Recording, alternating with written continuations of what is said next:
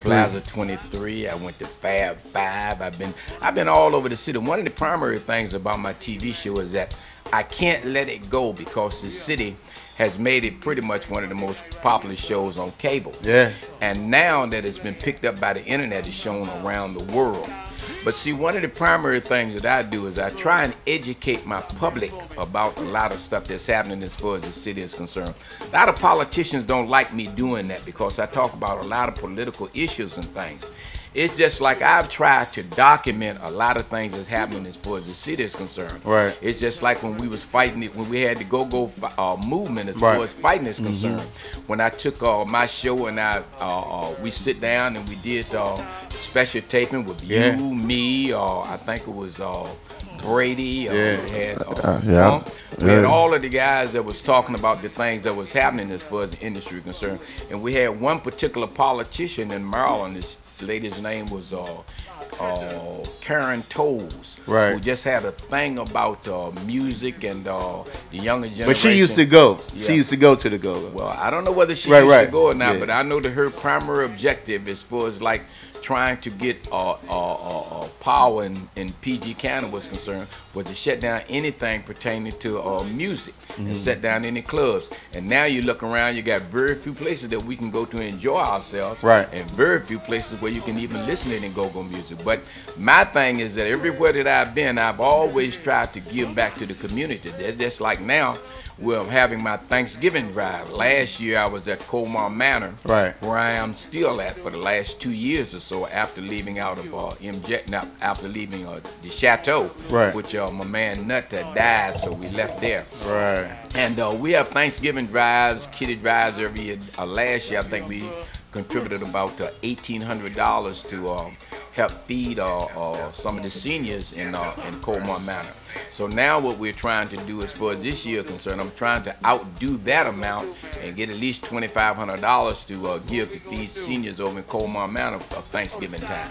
But that's just some of the things that I've learned to do as far as the industry. Also, I get the opportunity to talk about a lot of community things that are happening, like educating seniors about things like Pepco bills and water things and so many things that are happening as far as the city is concerned.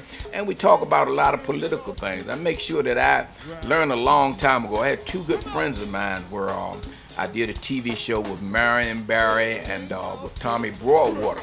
And we talked about the art of us as a people as far as voting and voter registration is concerned. We did a show on that, and that's been documented. My thing is I want to try and document as much stuff as I can, get it on video or get it on the internet, so further down the line, years from now, people will look back and say, we didn't know that that was happening in the city. That's because the politicians are trying to wipe everything out that we've been doing.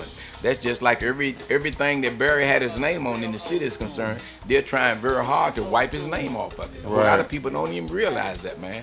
But anytime you sit down and you talk to an individual about, and you get in an argument about voting or politicians or anything like that, the first thing that you want to do is like I did when Barry and Tommy told me, say, ask them, where is their voter registration card? If they can't produce a voter registration card or ask them the last time that they voted and they can say they didn't vote, then they don't have no voice no more. That's what I wanted to ask you, Breeze. Because you talk about that all the time, and the reason why most of these go-go bands don't have the power is because you always mention to us. And what was that? I told you guys a long time ago, I said, I can fight for you every day. You can fight with me. I think that I put up the biggest fight in the history of D.C. when I went down to the ABC board. But the bottom line is that when I was down, I had all these people going down here with me. Most of the guys in the band just didn't vote. They didn't pay taxes. So them politicians didn't care anything about them. You understand me? Even though these were their jobs, they didn't vote and they didn't pay the taxes. And that was the biggest thing that was wrong with us. Yeah, that's so not voting. I mean, you pretty much don't even matter. You had no voice. You had no voice. Now, a lot of times the go-go industry here in D.C., which has been compared to the reggae industry and to the hip-hop industry, one thing that you got to understand about them is this: In New York, where the hip hop industry was so big, and it's still big, they had billionaires that backed them. Right. In Washington, D.C., the only backing that we had was Marion Barry, Petey Green, myself, and guys like that. You understand me? Right. Reggae music, all of the reggae music, and like the guys that were playing the reggae, they had money behind them. Go-Go never had any money behind it.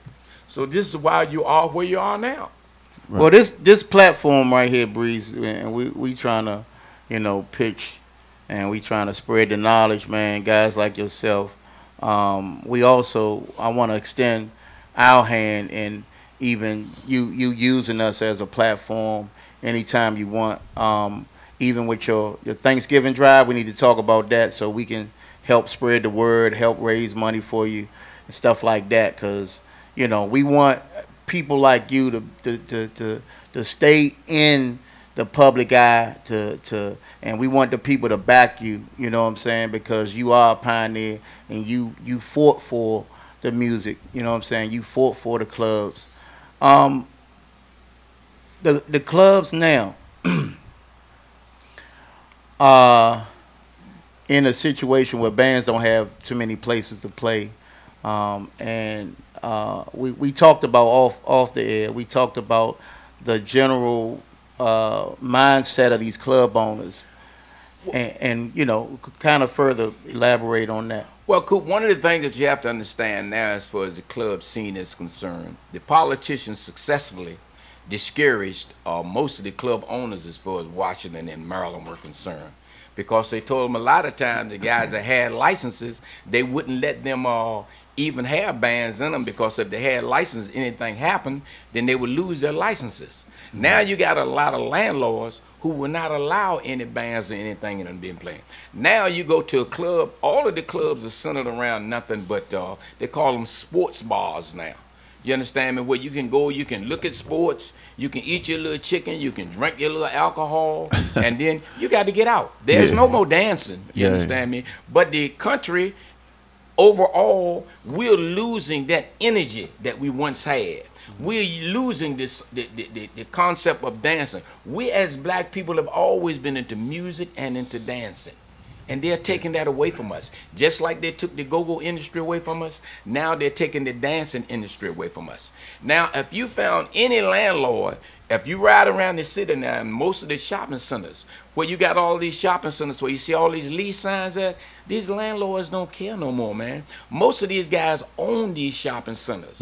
So they ain't doing nothing but using them as tax write-off.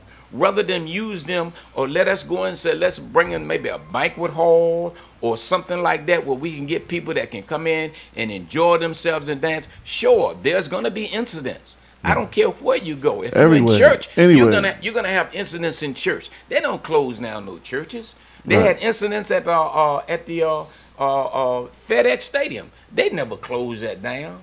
But anytime you get an incident as far as the club is concerned, now you look at now.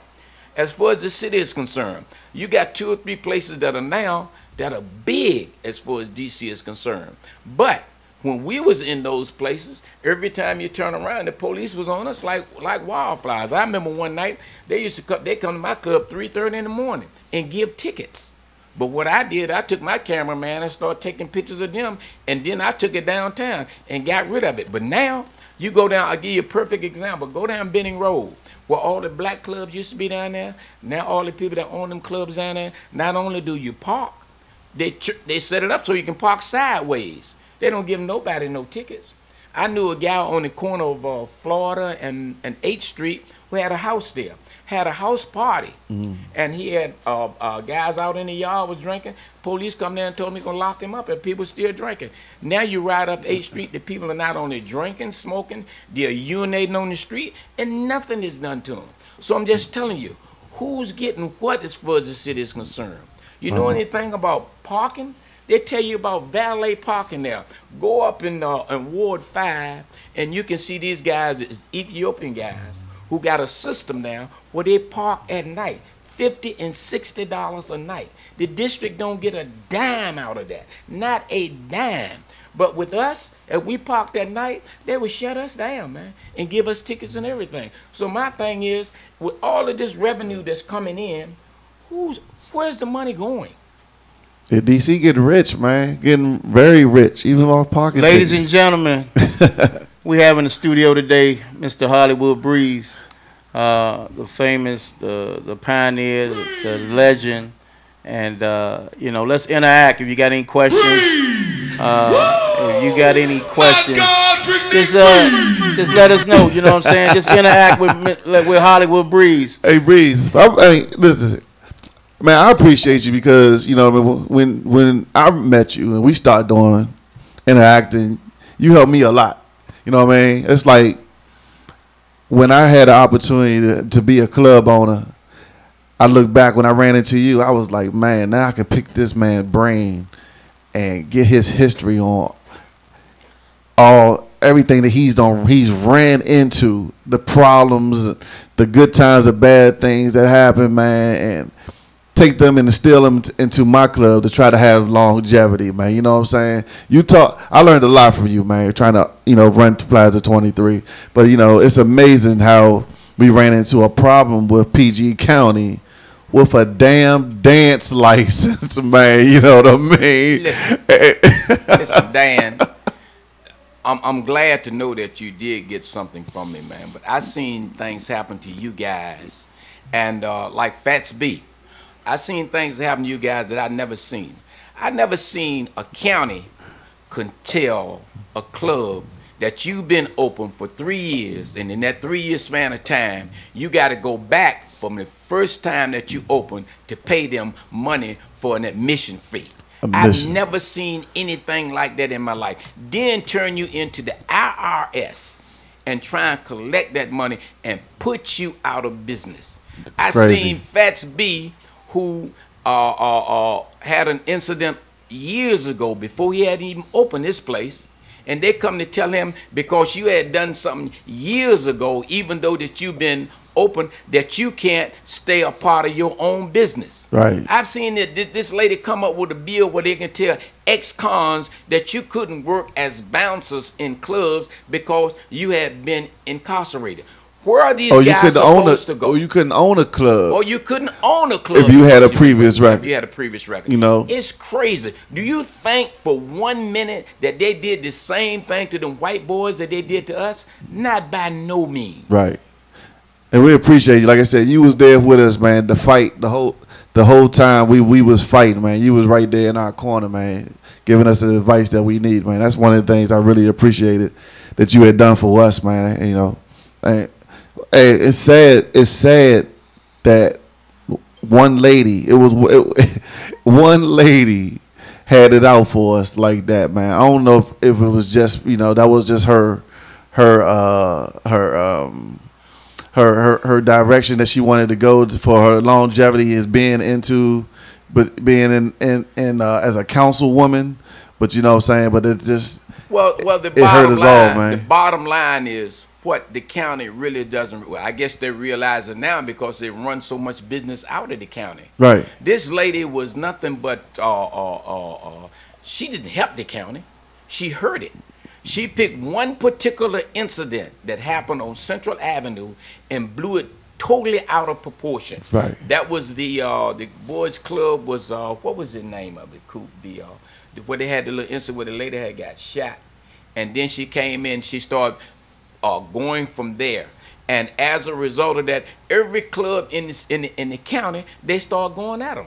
Oh, you talking about the incident at La Pearl? La Pearl, that's what happened at La Pearl. Now this lady, you understand me? The same lady that you're talking about got caught drunk driving, what's your name, and didn't have to pay a dime speeding on the highway. You understand me? And now they're talking about her running for another office. I wouldn't vote for her to be a dog catcher in PG County or nowhere else. And all of those out there who listen to these political things that's happening to them, you need to start weighing your politicians before you start voting for them. Right. I'll give you a perfect example. During the time that I was fighting in the district, I had working with the younger guys trying to keep them working. I got a call from the IRS. The IRS called me down. I was in there from 7 in the morning until 6:30 in the evening with a lawyer and an accountant. And I'm asking them, why my accountant and my lawyer, why are we here? Every time I ask one question, they say, somebody informed us of the fact that you had gotten your money to open this club with drugs. I said, drugs? My lawyer said, hold up. Where did this come from? This come from a politician that was in my ward who had been in my place 3 times in 15 years. And the 3 times that he was there, he got pissy drunk. And I took my security guys to take him home. When they found out I had nothing to do with drugs, let me tell you something. Most people fail to understand. When I opened my establishment, I was working there first. I went to 3 people, a Jew, a white man, and a black man to borrow money. I borrowed $15,000 from Fields, who owned Fields Record Shop. I borrowed $20,000 from Jim Swartz, who's a Jew, who owns Swartz Brothers Record Company. And I borrowed $15,000 from Larry Hillman, who owned the Mark IV, whom I paid all back. One thing about me is that a whole lot of people will lend me money because they know that I was a man of my word. Paid all of them back. I got money from a black, a Jew, and a white man. That's never been done in the history of this town. So when I found out the individual who had turned me in as far as IRS is concerned, the IRS come back to me after I given them tons of papers and everything 2 or 3 weeks later and tell me that the case was dismissed. I said, dismissed? I said, but you done cost me all this legal money. And all, how do I recoup the money that I lost? Never have I ever dealt with any drugs. That's the first thing. A whole lot of people spread that around this city. I was a pimp. I was a drug dealer. I was a bank robber. I done it all if you listen to people say it. But the difference is I don't smoke, I don't drink, and I love people. So basically my thing was to embed into other generations the things that when I was coming up, there was a guy who used to go in and out of jail when I was a small guy. His name was Mr. Charles. A whole lot of people don't know this. Every time that he'd come out of jail, all of the little guys in my neighborhood, we'd be sitting around playing crap. I play crap, and I'm good at it. And 5, 10 cent crap like that. When Mr. Charles would come out, we'd sit down, and when he'd come out, he'd come and we'd be sitting around and you hear him, oh, here I am, here I am. And we loved this old guy. He'd come and sit with us playing crap. He beat all of us because he was older and more knowledgeable than us. And we know he was cheating. But the fact of the matter is that this old guy would tell us stories and tell us about things that we should be doing in order not to get in trouble. And in order that we should love our families and we should look out for one another. That was one of the things that was embedded in me, just like my mother embedded in me. Give back. No matter how much you get, give back. And ever since I've been in this business, man, that's basically what it is that I've been about. I don't like to blow my horn about the things that I've done, but every club that I've ever been in, I've always had an open door policy where I either trained somebody, I helped somebody, or I gave back something. And history will prove that. Right. But let's go back. Let's do a little history. You know what I mean? How about like you said before you. What was you doing? They called you pimp and you was drug and dealing and all that. What was it that led up to you to want to be on a nightclub? Well, basically what happened is when I was in college, I went to Norfolk, Virginia State College. During the time that I was in college. Norfolk, Virginia State? Norfolk, Virginia State College. I went there, didn't graduate. When they put that algebra on me, not like my daughter who's very good in math. I was good in math, but when they put that algebra and trigonometry and all that stuff, I said I had to find me another means of industry. During that time I was there, I was doing DJing at different clubs, different spots as far as the college was concerned. I left college, came to Washington. Breeze was a DJ, yeah. Oh, yeah. I came to Washington. When I came to Washington, I started M.U.S.J. A whole lot of people don't know that. What's that? M.U.S.J. was Music Unlimited Street Jocks, which was the first street organized disco organization around the country. After me, there came Smitty, who came with the Super Disco Jocks. Then there came Fats B with Fats. What is it? Fats B. Fats. Yeah, Fats. DC Fats. DC Fats. Who came with his organization. We had 2 or 3 different guys that did music around the city. But the difference with me was that I was fortunate enough that Jim Swartz introduced me to a lot of people, just like Bill Washington introduced me to a lot of people. I was fortunate enough to have MCs, some of the biggest shows that ever hit the East Coast. I met some of the biggest entertainers. Richard Pryor and I were very close. Jimmy Castor, the Commodores. I got the Commodores their first job here. You understand me? I worked with Pookie Hudson and the Spaniards. I met Pookie Hudson in a hallway in Mayfair singing one day. You understand? We became the best of friends. Charlie Thomas from the Drifters. I've been fortunate enough to work with a lot of different guys. Isaac Hayes. I worked with guys around the country. But what I did was, all of the younger guys, huh? Go ahead. I said Coop from Backyard. Yeah, Coop. Yeah, Coop from Backyard. All of the guys that I worked with as far as the disco thing was concerned, I took them by hand and took them to different places and introduced them to different entertainers and stuff. Like when we did the Take It Easy Ranch, a whole lot of people don't realize that was the biggest black concert that ever hit the East Coast. You follow me? And all of the guys that was in the organization with me, I pieced them into it. They played music all night long, and I emceed the shows. Isaac Hayes, The Wall, Buddy Miles. I had the pleasure of working with all of these guys. So you just had the celebrities of that time pretty much a phone call away from you back then, huh? Oh, sure. That was the kind of relation that I had with them. That's because that's the way that I was. You know what I mean? Don't get me wrong now. I was good with the good and the bad. I knew a lot of guys that was in the street that was doing a whole lot of bad stuff.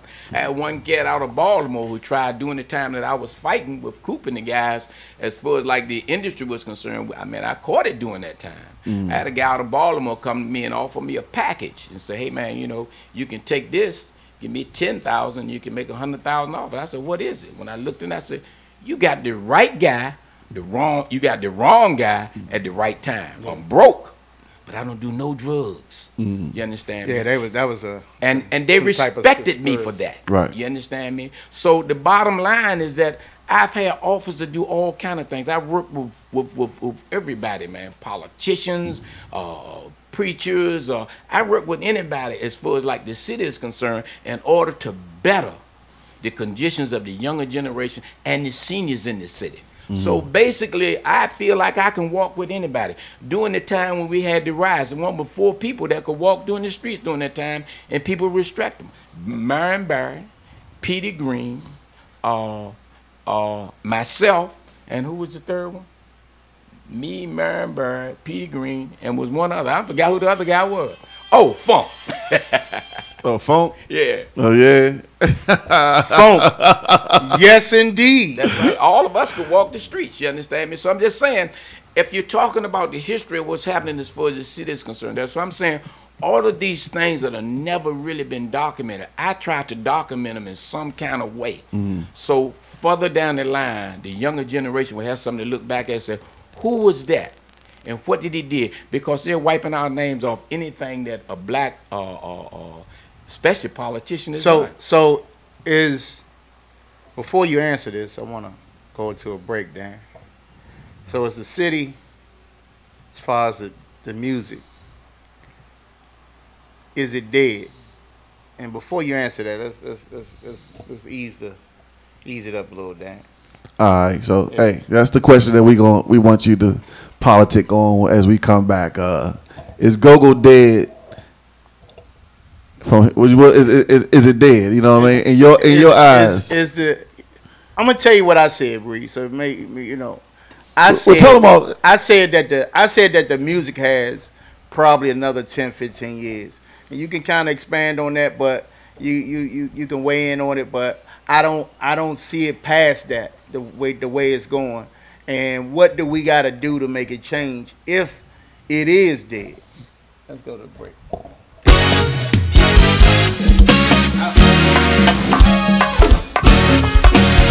I said it's real, turn up is real, yo. Hey, I said the whole club get lit, 'cause this is a hit show. This is a real band exclusive. You know we keep it OG. Y'all play it, look, well, let's go. Come on, 'cause we showed up having a ball.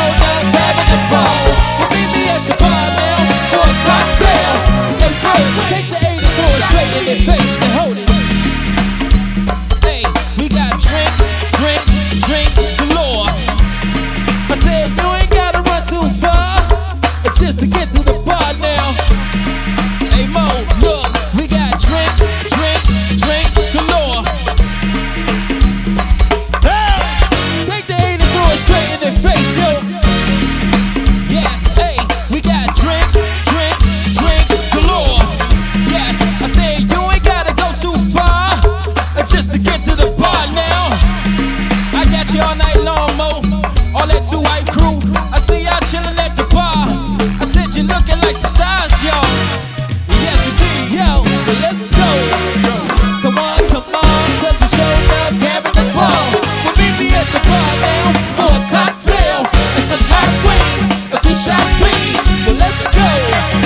Come on, cause we showed up having the ball. Well, meet me at the bar now for a cocktail and some hot wings. Move it out, slam it down. We're gonna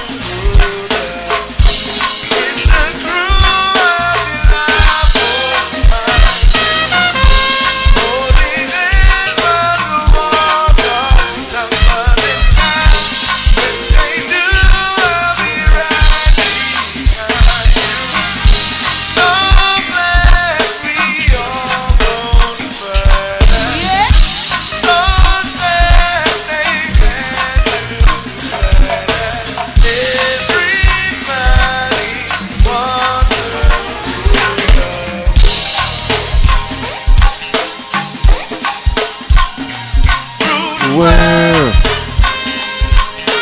It's a good vibe band right here.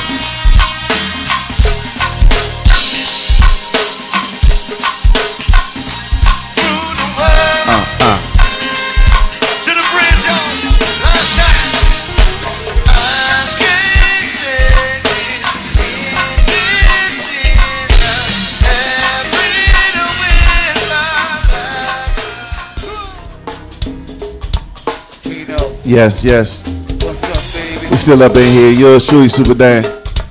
Hey, my man Hollywood Breeze is up in here with us, y'all. A lot of history going on in here right now. The legendary, man, because I don't know, like y'all think back to y'all favorite moment, man. Everybody got a favorite moment at the Metro Club. You know what I'm saying? Hey, something about that Metro Club. Hey, Breeze. I was there each and every Wednesday, man. Wednesday night, man, Northeast Groovers, I was up in there. You know what I mean? I remember when I first turned. I don't. Did you have to be? No, I wasn't even. I was like 18. I remember when I first. I think I first turned 18. Yep. This is when I first went away to college, right? No, this is when I came back from college, and they was like, I went to college a Junkyard fan. But all I kept hearing was this band called Northeast Groovers, right? There's a band called Northeast Groovers. You got to check them out. And they got these girls on stage named Sunshine and Juicy. Hey, those good old days, man. We bring it back, man. I came back and I said I've been a Northeast Groovers fan there, man. So I owe it to you to become a Northeast Groovers. Owe it to you. Owe it to you, man. That I'm a Northeast Groovers fan, man. Well, realistically, it's good that those are memories that they can't take from us, man. Right. You know, one of the big problems that you fail to understand as far as we as a people is concerned in this particular area is that they're destroying anything pertaining to this music is concerned. It's a shame that you can go to high schools now and where the guys had music that was as far as like guys was listening to the bands and stuff like that. They didn't cut the music and stuff out a lot of high schools, man. You know, that's crazy. And it's crazy. Cut gym out. You understand? I'm telling you, what sense does it make? They're closing down schools and putting up police precincts. I'm serious. That's crazy. You understand me? And the ironic thing is that these so-called politicians that we got, I don't know what is happening with them, man. As far as representing us as a people, they're killing all of our culture, man. You know? This is amazing. Like the nightclub culture, you cannot kill a nightclub culture. No. You can't. You can't kill a nightclub culture. You can't. I mean, it's nightlife is needed. Nightlife is something that you're going to continue. Right. But you can change a nightlife culture. In other words, when I say you can change, follow what I'm saying now. What is happening in the culture of nightclubs have changed in the city. As far as we're concerned, we've been pretty much kicked to the side. You follow what I'm saying? We used to go somewhere 7 nights a week, man. We could go listen to bands. We could go get something to eat. We could dance. Now, you can't go listen to no bands. Very few places that you can go dance. You go get you something to eat, sit down and look at some sports. You understand me? Right. Or drink some liquor. That's it. In other words, they're saying that the concept of you going somewhere and exercising is being taken away from them, just like in the schools. They said some schools now don't even have physical education for the kids, man. So what does that tell you? What are they supposed to do, man? You got to exercise, man. Dancing is a form of exercising. Right. Music is a form of exercising. So the bottom line is that at this stage of the game, when you start talking about the nightclub can't change, yes, they can change. Well, I mean, I'm just saying, like, it changed, but I just said that the nightlife is needed. You know what I mean? Absolutely. You know, I think it's a balance. It balances life. You know what I mean? That a lot of people that go to work and they need to take a load off. I think that's what, you know, the good nightlife is all about, man. I agree with you 100%, but the point I'm trying to make you that the powers that be, you understand me, when they get in a certain position, what has happened now, they forget where they came from. They forget the fact that they had a nightlife. So they're telling the individuals that as far as the future is concerned, that you're not entitled to no nightlife unless it's the one that I said that you can have. And you know what I noticed? One thing you taught me. I don't know if you remember this. You told me get involved with my homeowners association in the neighborhood that you're dealing with. Correct. You remember telling me Correct. this? And I started hanging out with my homeowners association. I got to meet some good people. Right. You know what I mean? Oh, Mr. Gums, actually, the office is right across the hall from us right here. And I still have a relationship with him to this day, even though our club is gone. You know what I mean? And one thing that I saw, and I know you can attest to this, the disconnect between older community who did their dirt, now they holy moly now. Correct. And now, and the young people today, like they don't want the young people to have nothing. And the politicians don't care about nobody but the older people because they know those are the ones that's going to sit in and listen to them and vote. And they're the ones that are going to vote. So Correct. You know what I'm saying? Sure. Have you ever thought, and you still do things for the older and younger community, have you ever thought of something, what can we do to bridge that gap for our church-going people to say, well, give them youngsters a chance because we've been through there and done that versus straight just, nah, we don't want that in our community no more. I'm going to tell you something that I know that I'm going to get a lot of feedback on when I say this.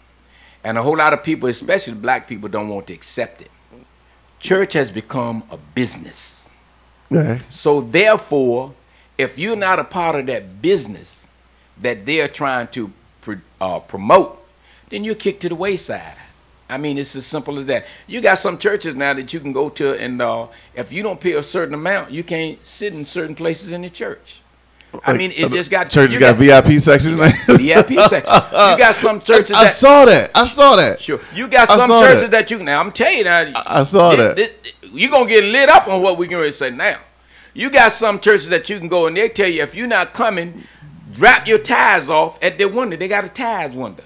I've never seen anything like this in my life. Drop your tithes off at the tithes window. Most of the preachers and stuff that you're seeing now, you can give, you go give them X amount of dollars. They always want more. Most of them are driving Mercedes and Rolls Royces, and you driving Volkswagens. So it's become a business, man. I mean, that's just the harsh reality. And a whole lot of people don't like me saying that, but it's the truth. That's crazy, man. That's So when you start talking about dealing with your community people and stuff like that, one time community people were about trying to develop their communities. Right. Now you get a lot of these so-called ANC commissions and stuff like that. All they're interested in is trying to better themselves. Like Karen Toles in PG County. For their future as a politician. All she was interested in was trying to climb that ladder. She didn't care who she stepped on. Right. And it just so happened guys like you were some of the guys that got stepped on. I fought. Yeah. Yeah, yes we did. Yeah. Hey, like I said, man, because we PG County was built on mom and pop businesses. Absolutely. Man. Now how many you got left? None. Yeah. No, I mean they dwindling. You got Chinese stores where they're selling you all your rice that you want. All the rice. And you got liquor stores. Right. Yeah. So what else you got? Right.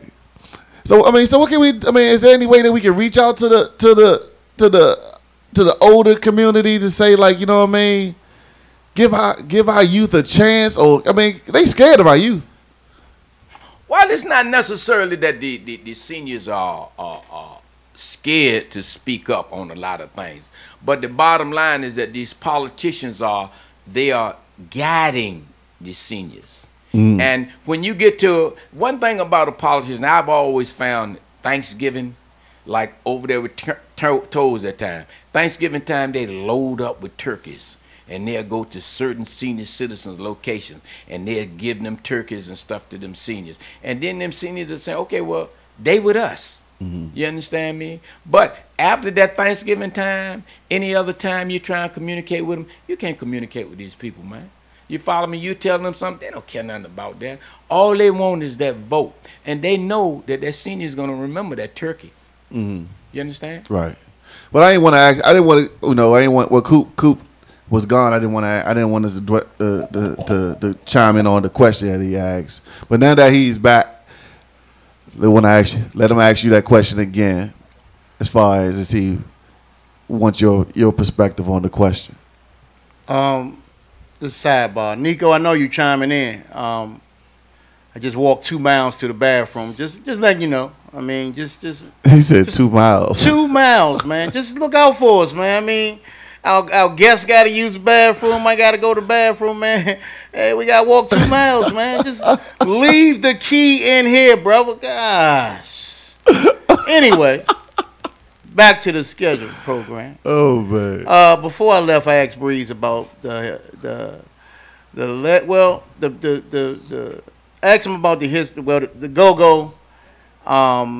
Go-Go's future, and pretty much, I had said this before, and just reiterating, I think Go-Go will be dead in about 15 more years, the way it's going. And I asked Breeze that before we went on break to chime in and give us his thoughts on where it is today and how long do he think we got in this music game.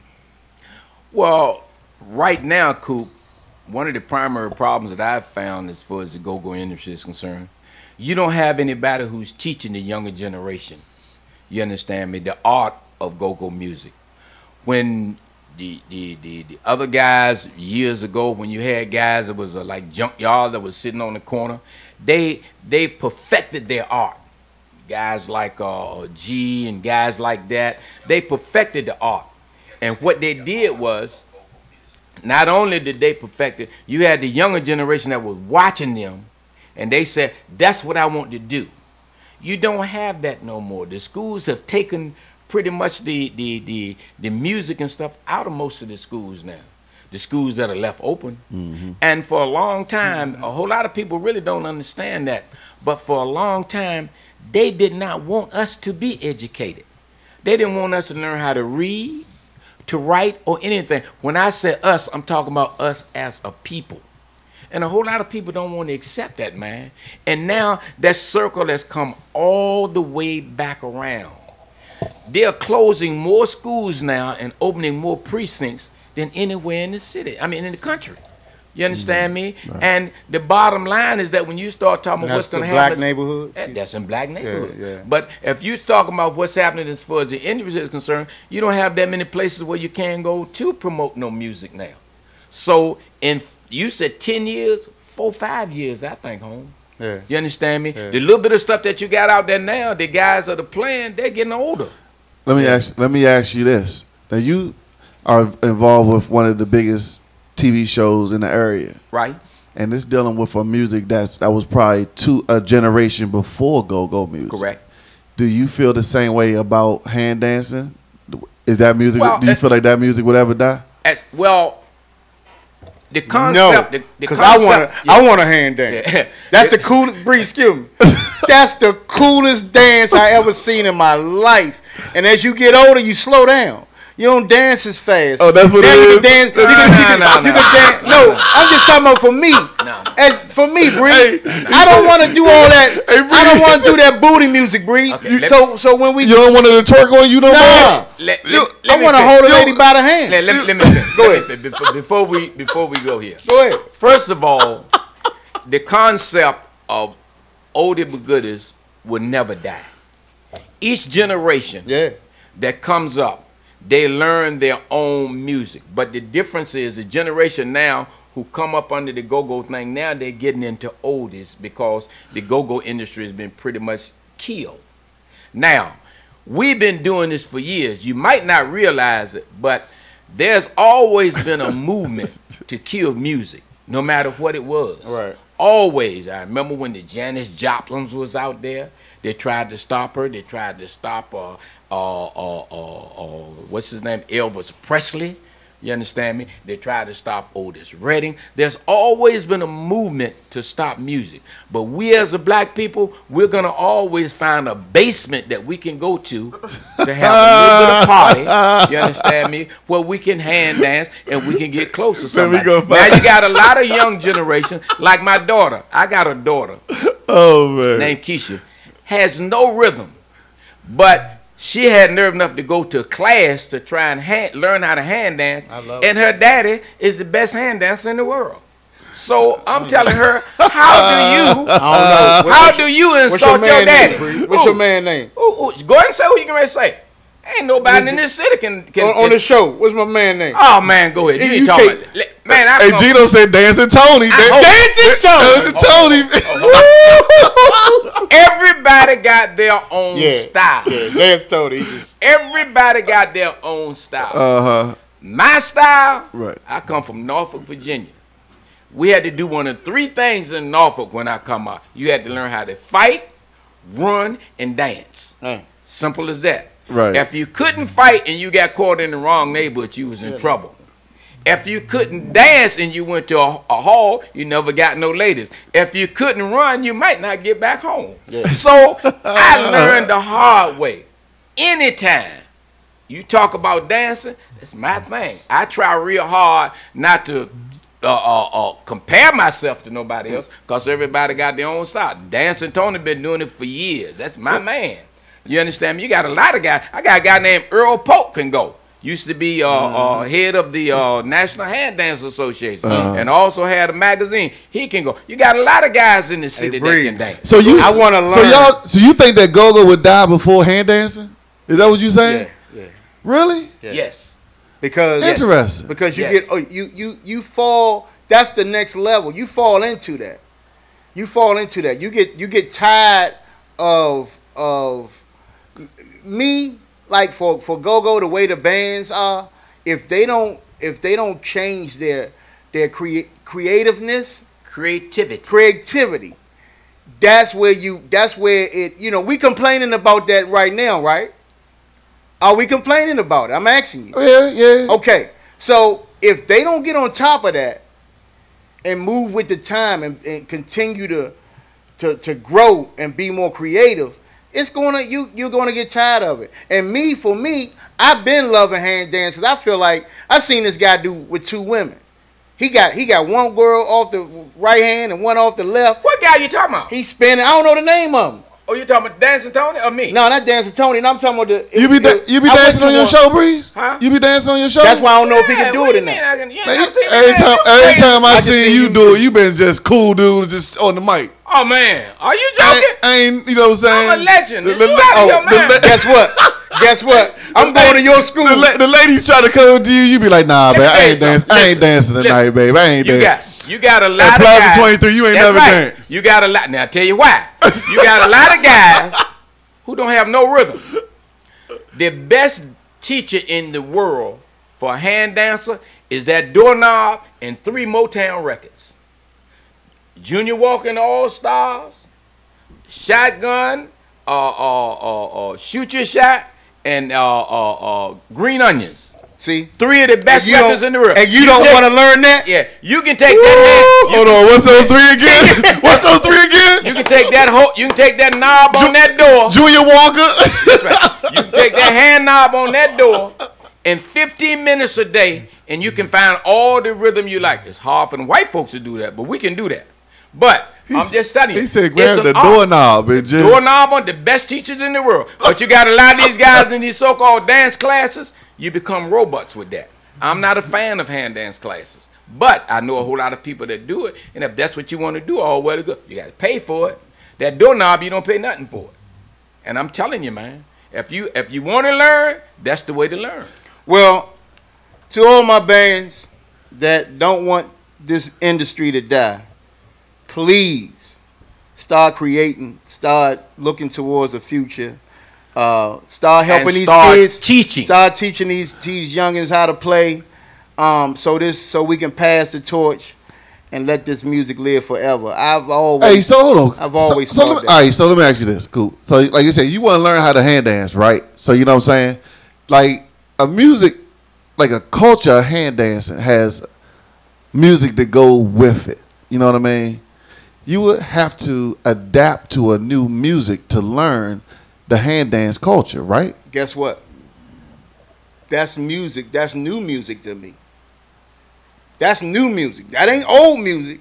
When you listen to music for 30 years, 40 years, you get tired of that. So, but again, that's new music to me. Everybody he just named, that's new to us. We talking about just like if we was teaching these youngins, it would be new to them. Man, we talked about the Motown era. The Motown era. This is pretty much like Before Motown, even the Motown and before. You know what I'm saying? Yes. You know what I mean? But we again, where is that music now to let the masses of today know about it? That's not gonna be on your AM station, your radio station. I mean, that's not gonna be. It's gonna be. It don't move. It either moved off of. Remember, you wanted to get your 102.3 30 and over card. Remember that? Right. Remember those times? You know what I'm saying? Yeah. It's like 30 was your. Now it's time to grow up. It's going younger. The mainstream is going younger. It's gone way younger. Yeah. Wait a minute. One thing that you gotta understand when you start talking about your radio and music is this: there will always be a venue for old music. The reason that there will always be a venue for old music is because this is embedded in our culture. Mm-hmm. We were raised with rhythm and blues, jazz, and gospel. You understand me? And as a result of that, no matter how far you might get, no matter how depressed you might be, you can sit down sometime and you can hear a particular record 30, 40 years ago. You understand me? Mm-hmm. And that record can bring you right out of a record with depression. Substance and a meaning. Record with substance. You're and correct. A meaning. Most of this stuff now, go-go ain't got no substance on me. It's just a beat. Not just go-go. I'm just saying, bro. Okay. We talking about hip-hop.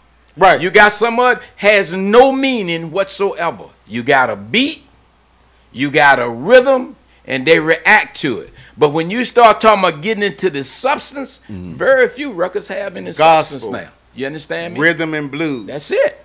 And that's going to be around forever. Yes, it's just like now where we went from 45s to the 12 inches. Now we got the CDs. You understand me? The industry has changed. We download so now. We don't use CDs though. We download. They done changed so now you download. Right. I'm saying they've changed so much. Right. You understand me? But the difference is, no matter what they do as far as changing from CDs or 45s, whatever the case may be, the same music is there. So do you see your crowd getting younger? It mixes. Is it getting younger? You getting younger people now, now moving up into to that realm of interest in hand dancing? Hand dancing, sure. Yeah. Sure. There's a whole lot better. I love it. Yeah. So how many times have you been to a go-go where they play a slow record? Nah. Okay. They only do it. The bands only. So they tell you. So if that tells you that you going to a go-go and they not playing no slow record, the likely to you talking to a lady or whatever the case may be, you got to talk over dancing or whatever it is you got to do. Don't get me wrong now. Right. But I'm just talking about the two different cultures in the music. Right. You to an older joint. I got a thing that we call Breeze's Basement. You understand? Basement tunes. Where, matter of fact, I'm gonna give you a whole on that basement tune. I need that. I'm gonna give you that. I need that. Whenever you go anywhere, you can take these basement tunes and you can put one of them, 2 or 3 of them on in a row. We do it on my show every week. It's called Breeze. You hear me say, Clyde, take me to the basement. Right. You start going to the basement, everybody gonna get close. Hey, Breeze, I gotta tell you this for real. When I be DJing, when I like again, I just did the older crowd. I showed you when I did up at Willie K's. Yeah. It never fails that they say, "Hey, you know that song that they play on Breeze's show all the time? Yeah. You know what I'm saying?" And it go like this.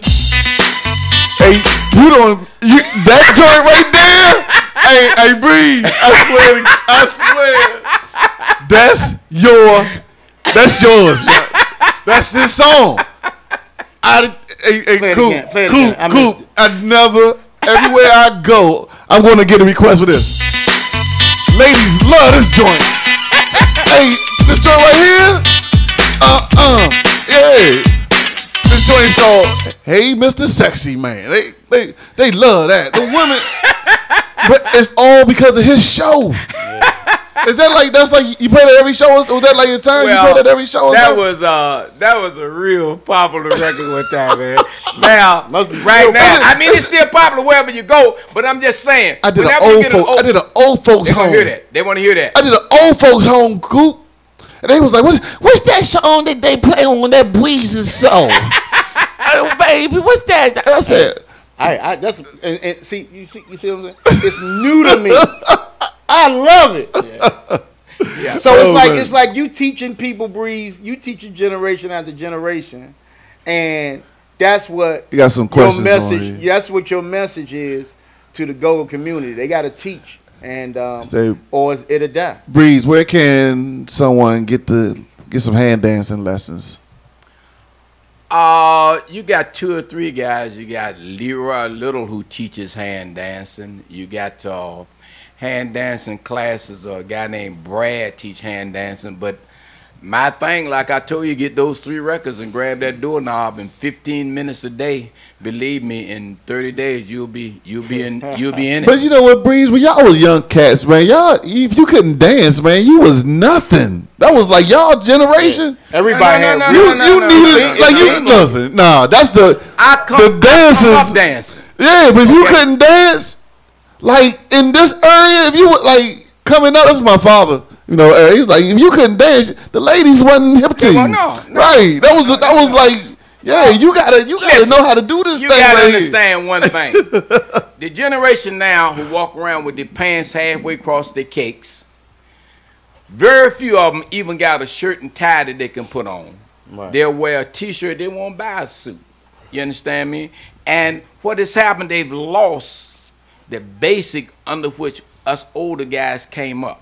You had to dress, you had to dance, and you had to know exactly what to say. A whole lot of these guys don't know that now. You follow me? So we have to teach them. Right. I've seen guys that I put on, say, hey man, come here, pull your pants up. Tighten up your belt. Right. You understand me? The older guys got to tell them. Sometimes youngsters won't listen, and sometimes they will. But I tell them, I said, man, realistically, you can't go into no job with your pants halfway down like that. Right. You got to have a suit or something to go on an interview. You understand me? I got a lot of guys that I can say that have come a long ways. You understand me? And the bottom line is that if you go to a funeral now, when you go to a funeral and all the youngsters in there, all of them got on tennis shoes or T-shirts or something like that, man. So, man, you got to have a suit to go to a funeral, man. As simple as that. Hey, you know what? Hey, that's another thing. The fashion that y'all carry, man. Look at you. The top hat, you know what I mean? The suits and the shoes that cost $3,000, man. Come on, man. The youngest, ain't nobody dressing up to the club now. They not even dressing up. So if you go to a hand dance joint, cool. Come on, man. Are you ready to jump into that real culture? Yep. Well, you got to dress. Man, I can't even get cool. You have got to dress. One of the big problems. I'm tired of wearing T-shirts, bro. But you got to understand. I can't even get you to. One of the big problems, as far as the generation that we're referring to now got into, is they got so much into buying name brand stuff. The Gucci's, the East Saint Laurent's, all of them things like the Jay-Z's with their name and everything on them. That's what the big problem was. So they lost a lot of their culture when these so-called rappers and stuff came into being, and they weren't doing that.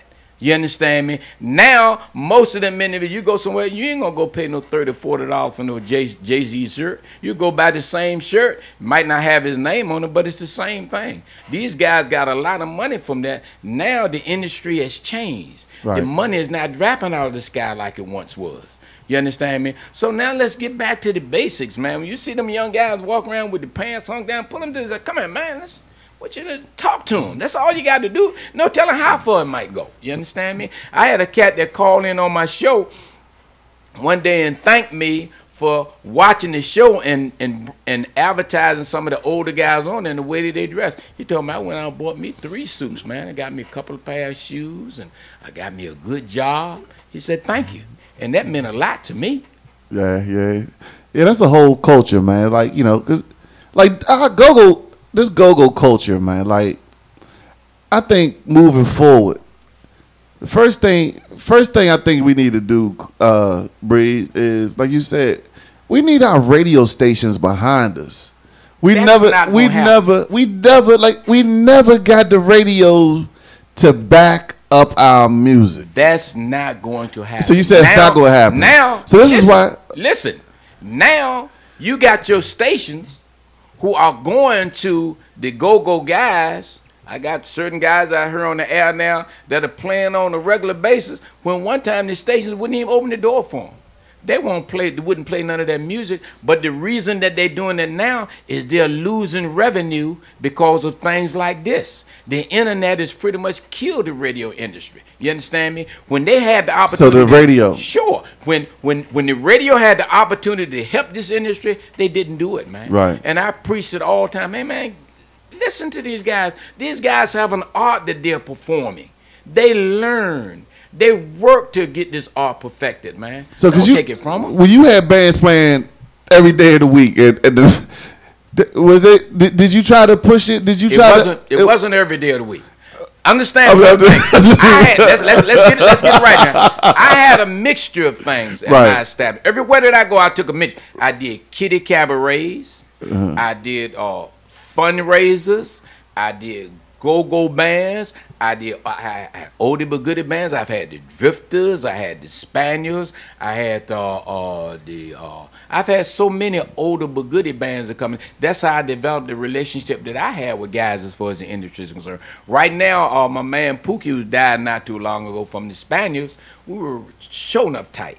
You understand me? Charlie Thomas, who's the head of the Drifters, the only Drifters that still left, me and him are still tight. We communicated on a regular basis. Then you got guys like Lamont down in Pamunkey, Maryland, who promotes a lot of older things like that. It's very few places that are left, but the landlords who own all these places, man, they're not giving us no opportunity to try and exhibit our culture. This is our culture, man. Right. You understand? And they've taken it away from us. They don't care.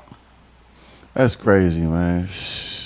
Well, like I said, like we chimed in earlier, man. This is a pleasure. We got Hollywood Breeze, the legend, the icon, DC, in the building, and we just been elaborating on the history of this music and where it's going today, and like we trying to send out the message to the bands to, number one, you know, get out there and get your business straight. You know, make sure y'all paying your taxes without a voice. You know what I'm saying? Make sure y'all voting.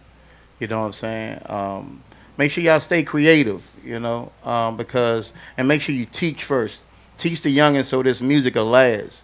Right now, we see it dying because, you know, there's already no music in the schools, so no one is teaching the younger generation. Now everybody is taking to Facebook Live and, you know, hoping they get noticed then. You know what I'm saying? Keep God in your life, you know what I'm saying? Whichever God y'all pray to, you know what I'm saying? And, you know, it's a thing where it's a few things have to be done, or this music is going to die. So, and we're going to be here. This is our platform. You know, all the bands are always welcome to come up and share, you know, their stories and ask questions, and let's get this dialogue going. You know what I'm saying? And I think we gonna be here as far as this platform. Also, Breeze, at one point, I really do. We need to get with you on this on your Thanksgiving thing, so that we can help push it. You know what I'm saying? What you say, Dan? No, I was thinking, like I said, I look at our music now and how we don't. I said we have go-go bands, and then we have bands that play go-go. And right now, our true go-go bands is what we kind of like lost vision on. There's a lot of bands that's now just bands that just play go-go music. Name them. You know what I mean? And get up, wait. Name. Nah, for real. Let's call it. I mean, it kind of like. I mean, it's like everybody that's kind of like play go-go. A lot of bands in that grown and sexy market, which pretty much what we grew up on. You know what I'm saying? It's like now you don't want that hard party no more. You want a two-step. You grew up. That's like the next step that we went to bringing it down a level. You know what I'm saying? So now it kind of like even the playing field, because you don't even have to be a go-go band. All you have to do is just play live music down in DC, and you get away with entertaining a lot of people that don't even understand what real go-go is. Right. You know what I'm saying? So That's what I seen what's going to now, and we are letting these bands get away with being called go-go bands, but they really aren't go-go bands. Well, now let's kind of clear the air here, because one of the big problems that really generated with the word go-go, as far as bands were concerned, they started associating go-go with violence. So therefore, a whole lot of the guys that are playing now, they start saying sexy and adult and stuff like that. They try and get out of grown and sexy to get out of the go-go frame, even though they were still playing their music, which is a form of survival. Because I know for a fact there were certain places that if you walked into them and you were considered a go-go band, they wouldn't even let you play. Right. But the bottom line, when you walked in and you said grown and sexy, then you had a portion of the door open. You can't blame them for that. But one of the primary things that I think that we as a community should be doing as far as bands is concerned, the first thing that we should do when we start talking about performing in any venue is, let's first of all clear the air of any negativity that we might have in there. You know, as far as I'm concerned, what I used to do, whenever I found an individual who was a troublemaker, or I knew was an individual that I knew I was going to have a problem with, I'd stop them at the door, or I communicate with my security on the inside to say, hey, this individual can't come in. After you start expelling them, you'll find that your problems will decrease. You follow me? But the bottom line is that what has happened is that any and every time anything happens around a venue where you got go-go bands playing, then the blame is put on the establishment or the band. I think that the band's got a bad break with stuff like that. I got a bad break like that myself. I remember an incident that they had where happened 10 blocks from where I was. It was down at Eddie Leonard's one evening, and an incident happened. And the first thing the paper did the next day, they run down. They came from Breezes, pictures of me and Earth. I was home asleep. I was home asleep. You understand me? But the point I'm trying to make to you is that what has happened, as far as the industry is concerned, they got tagged with a bad reputation for something that they were not the cause of. Let me go deep, Breeze, because you've been a part of these meetings. I've been a part of these meetings where we would sit down with the white shirts and the politicians, and we would sit down to come up with a game plan. Like we were trying to pretty much clean up our image.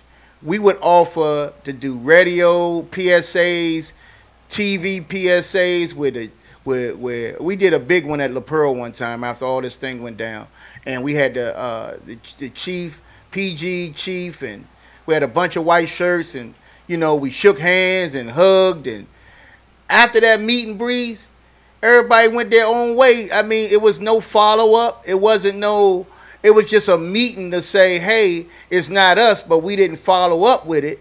You know what I'm saying? And I think part of that bridging the gap was the thing that was working. We was trying to get that, building that relationship with the city council and with the police.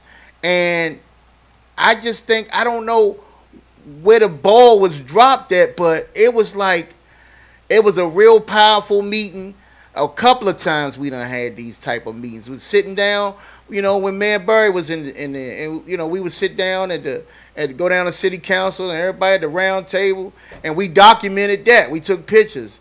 I remember I was with Jihad and them with the Peaceaholics, and it was like a bunch of other organizations didn't like the Peaceaholics, and they would in their own way try to tear down that organization, and it was just so much black. It was black on black, like a competitive business. You might be doing more business with more business than the next person, and he just, you know, for whatever reason, say you are a nuisance to the community and make up some stuff, man. It was just so much against us, Breeze, that it was like, and I think we missed that. I think we should continue that, but it was a big fight, Breeze, and you was definitely one of the leaders of that fight. You got Coop. Let's call a spade a spade. That's what I wanted you to do. One of the primary things that you got to understand about the things that we tried to do, we tried on our end to do it. Big L say, "What's up, Bree?" No matter what. Well, say, "How you doing, Soldier?" But the problem was, no matter how much energy we put into something, the powers that be, they'd say one thing to us and do something else. I remember when we went to the tunnel, right? We had 3,000 individuals in the tunnel, right? And it was the Peaceaholics, it was Don't Smoke the Brothers, it was No More Murders in D.C. All of these guys, we pieced together the bands, we got the individuals to come out, had no problems, but the problem came in when our mayor, Mr. Fenty, came in the back door, right, to speak and want to take the credit for piecing this thing together. He didn't get the credit for it, so rather than him get the credit for it, everything fell apart after the show was over. Right. 3,000 youngsters and go-go, no problems, none was. We proved that it could be done. Right. You understand me? So when you start talking about what happens as far as what we done, I remember the incident where I used to work very close with the 5th District. Right. The lady name was I had a ANC commissioner over there who was just anti anything as far as black clubs and stuff was concerned. The commander over there name was Green. Right. Never forget it. Every Thanksgiving, I take them funds and turkeys. We had I had a beautiful relationship with the officers over there. The incident happened. I called her, informed her of the fact that my security had the tag numbers to the individuals who rode by who had did the shoot. I was closed. I opened my door to bring these people in, but we get blamed. When I call this lady, do you think she would pick up the phone and say, "Hey, you've been communicating with me for the last 3 years and we're going to try and see if we can work this thing out"? Never did I call back. The next thing I heard, I was down the ABC board. So I'm just telling you, it wasn't that we weren't trying to put forth the effort. The effort wasn't being given on the other end. So no matter what it is that you do, as far as the bands or the industry is concerned, if you don't have the same support on the other end, it's not going to work. And I mean, that's just the bottom line.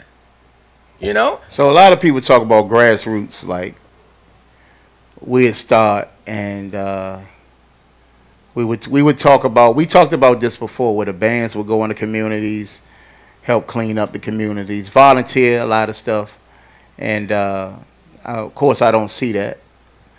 So I don't see a relationship brewing, and I know it's just like you getting knocked down 58 times, and the 59th time, because you did it one more time, you actually get your point across.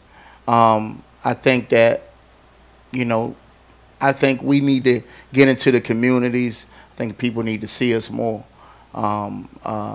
just to kind of start building that, and that's from the grassroots. That's because it's always a new person in office. I think we need to get more involved in who is supporting us, you know what I'm saying, and picking the right person.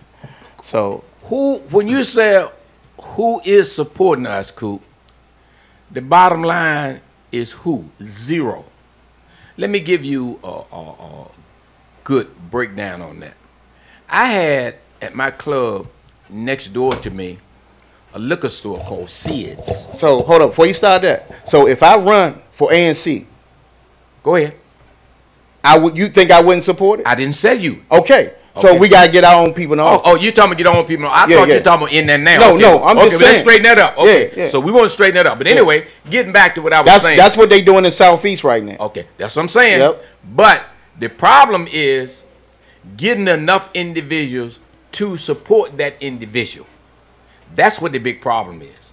Now, I remember I had a big ANC. Well, I had a big meeting with the ABC board.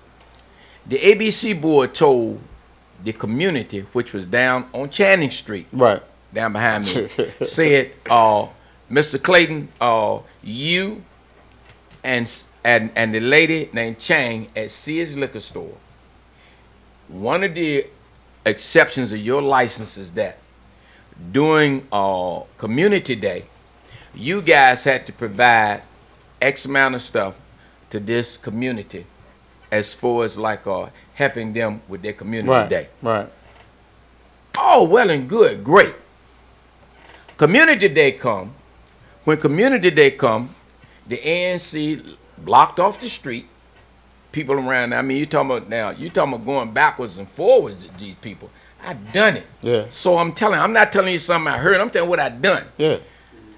When they had the meeting down there, they went next door to the liquor store owner, her name was Kim, and asked her about providing some water and some chips for the community meeting down there.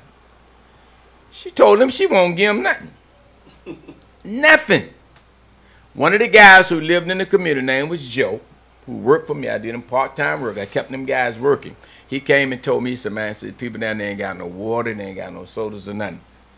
I took my truck, went to the ice cream place, which was 2 doors down, loaded it up with sodas, waters, box of chips, drove it down to the community, drove in where they blocked it off, dropped it off to them, and came back.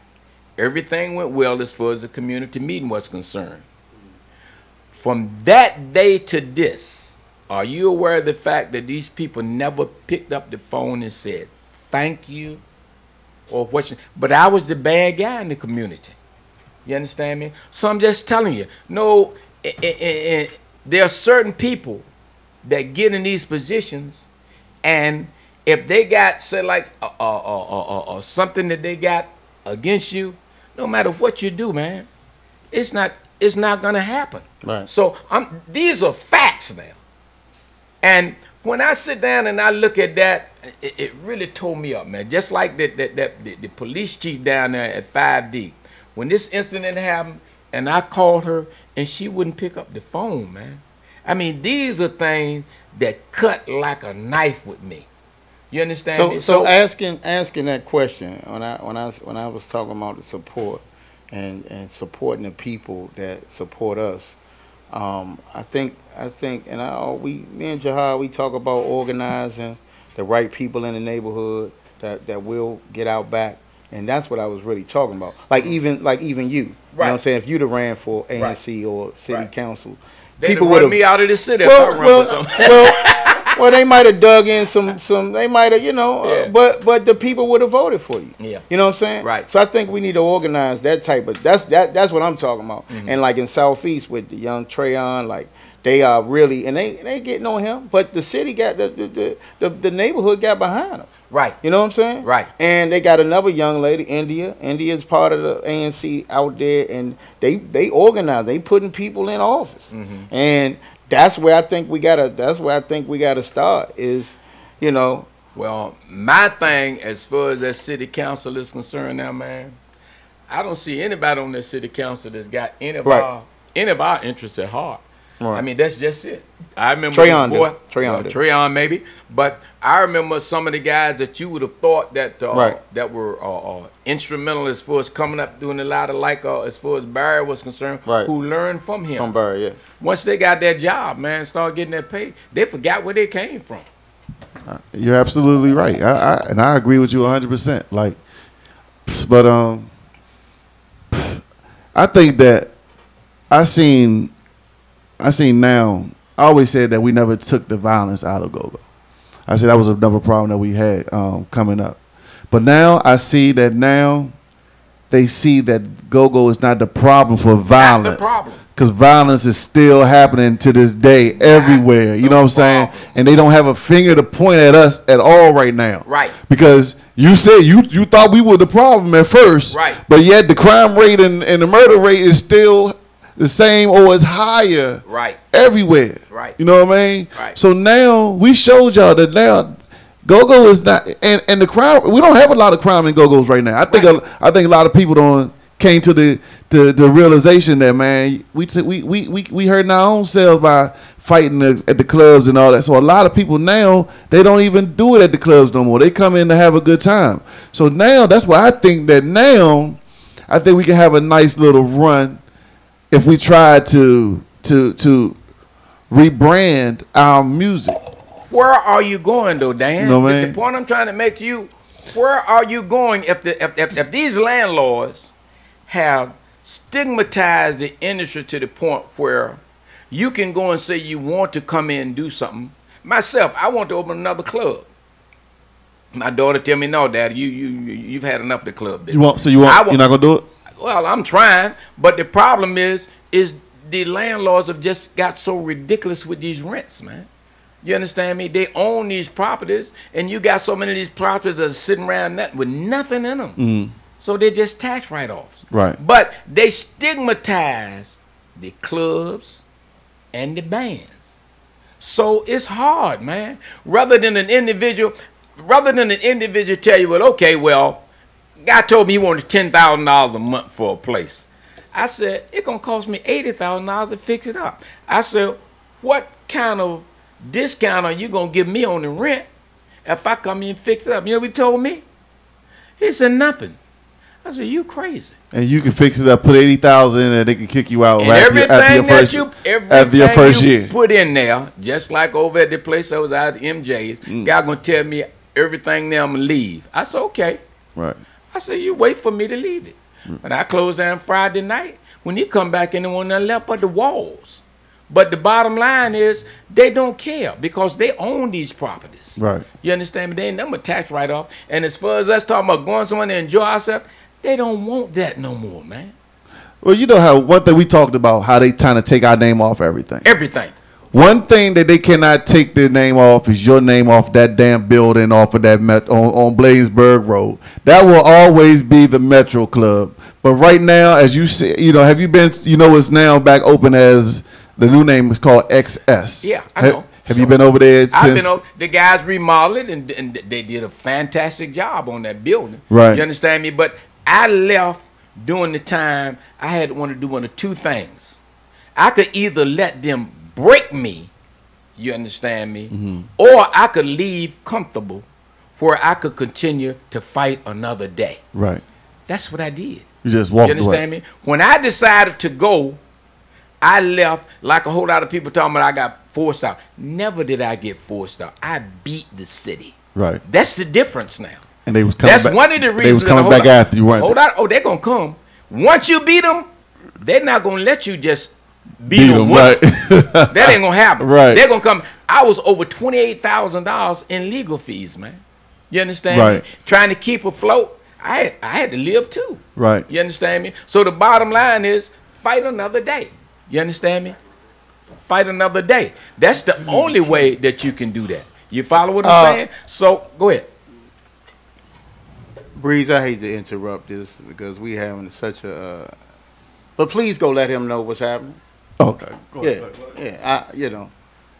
We having some issues with this ladies and I try to keep it real in here, man, because I don't Nico, you got guests want to use the bathroom, man. Door locked, we can't get in the bathroom, man. So I'm just letting you know, man. Again, leave us the key.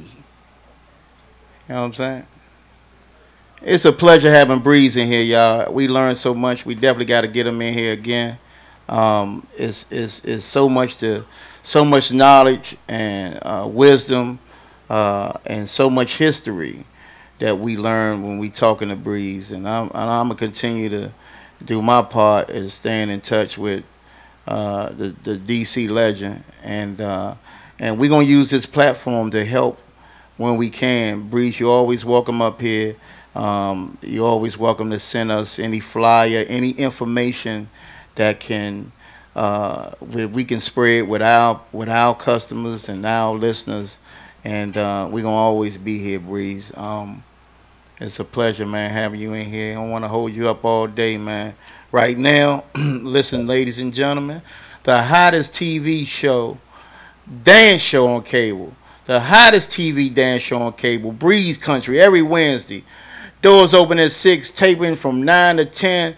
Food on sale at the Colmar Manor, 3701 Lawrence Street, Colmar Manor, Maryland, 20722.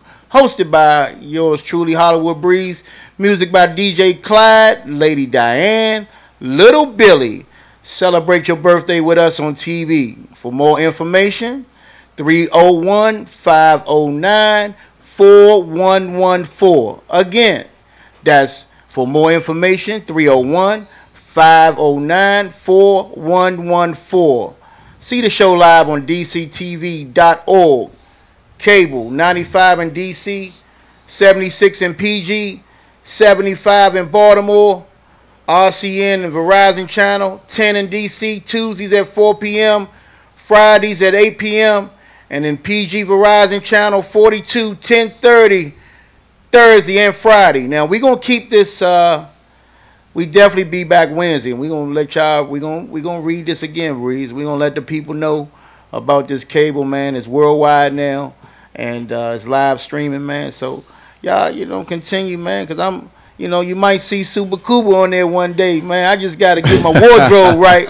I'm not going shopping in Iverson Mall, ladies and gentlemen, because you are going to Harold. You going right down to Harold Penner? Nah, bro. I'm gonna get clothes. Harold Penner clothes. Nah, he just trying to be funny. But I'm gonna find some nice kid, man, hey. And you gonna see me without a hat, because I always wear my hat. I'm bald now, so I have my hair shaved up real nice little beard, just in case I might find a nice little young lady that might want to do some two-stepping and some hand dancing. Hey, y'all heard my man Breeze say he trying to get back into business, y'all. I swear, I feel like this administration is coming off of it. Oh, go ahead. Yeah, one more thing, y'all. Niece and Breeze's Red and Black Saturday Night Jam. That's Saturday, November 18th, a week before Thanksgiving, y'all. And that's at the Colmar Manor again. Free food served from 9 to 10. Free food served from 9 to 10. Doors open at 8. TV taping at 10 to 11. 2 special guest DJs dressed in all red and black. Tables of 10 available. Y'all know limited advance tickets, $20. Call 301-509-4114. Again, limited advance tickets, $20. Call 301-509-4114. That's Niecy and Breeze's Red and Black Saturday Night Jam. Niecy birthday with all the Scorpios. Special guest Rosa and the gang. Hey, Breeze, I might be here. Yeah, I'm gonna be. Cause I love your parties. Hey, Ivi checking in. We need to go see my man. We need to go see our man. You know how we go. We need to go see. We need to take Pork and the rest of the crew, man. We need to get in here, man, and go check out Breeze this Saturday, November 18th, y'all. So, hey, let's play a couple of songs real quick, and we'll be right back. You know what I'm saying? We got the legendary Hollywood Breeze in the building. Breeze, woo! My God, Nick Breeze. Yeah, baby, in the building, man. We'll be right back. Hey, I think our other guest got here too, man. Hey, we about to. So this is a lot of history in here today, y'all. Right here on the Midday Show. Hey, hold up, break it down. Hold up. Hold up, break it down. Nico, don't take this serious. I apologize, man. On the air, live on the air. I'm never trying to show you up, man. We just having fun in here. I gotta pee.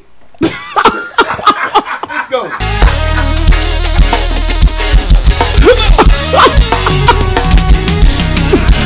What's up, man?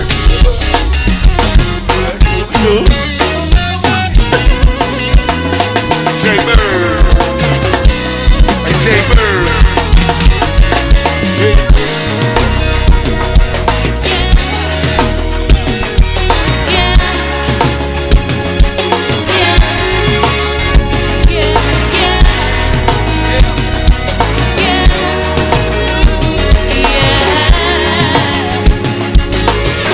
Where my ladies at? Hey, call all my ladies out. They're flying to me. 100 Jews on the road, 100 Jews between me. Now bring my buzz. It's getting crazy like the moon. The moon we love like a brother. While we close to the around the line of clouds. Say what? Around we kind of smell. They don't dare to tell. We live in cities you'll never see on screen. Not very pretty, but we sure know how to hurt things. Living in ruins of the palace within our dreams. And we know we're on each other's teams. Now we need. We're on each other's teams. That road. We're on each other's teams. We're on each other's teams. Hey, now all the cups got broke, shots beneath the feet, but it wasn't my fault. Hey, and everyone's competing for a love they won't receive. 'Cause what this balance wants is That's it, son. pressing around the night without around the night without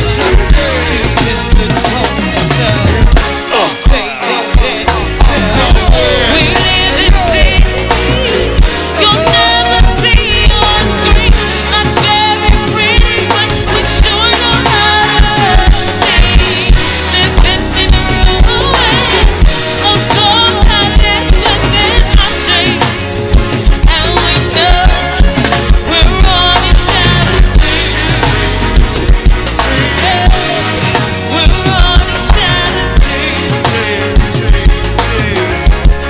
We're on each other's teams. We're on each other's teams. Everybody hands up. Hey, I'm kinda over getting told to throw my hands up in the air. Hey, so there. So there.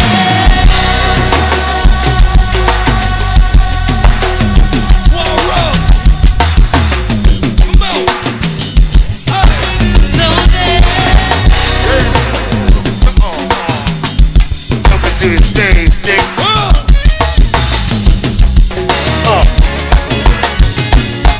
Hey. Got the whole city on their heat, love. EAT. Tell the nigga eat, man. Got the whole city on the eat, huh? And where they at? Alright. And once you throw that ass to the circle, throw that. I'm on it. To the circle. Throw that. Come on it. Throw that. Throw that ass. Throw that ass. And go best friend. That's my best friend. That's my best friend. That's my best friend. That's my best friend. You better. That's my best friend. That's my best friend. That's my best friend.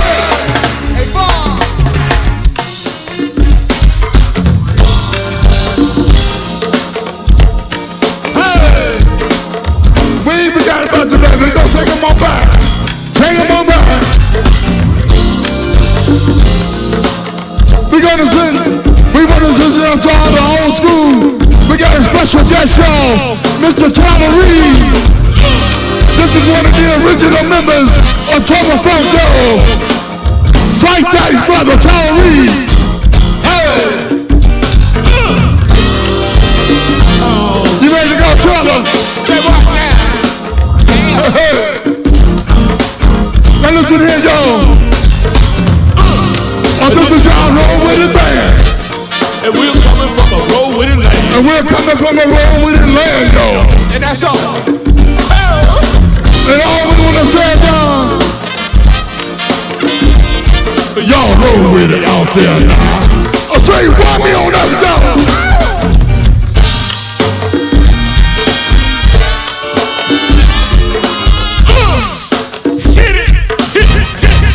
You wanna say, come on down, y'all?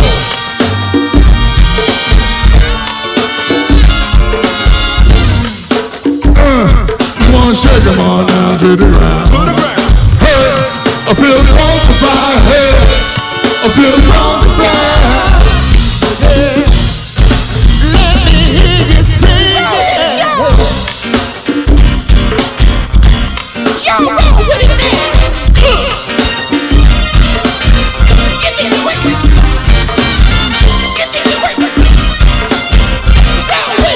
You know that.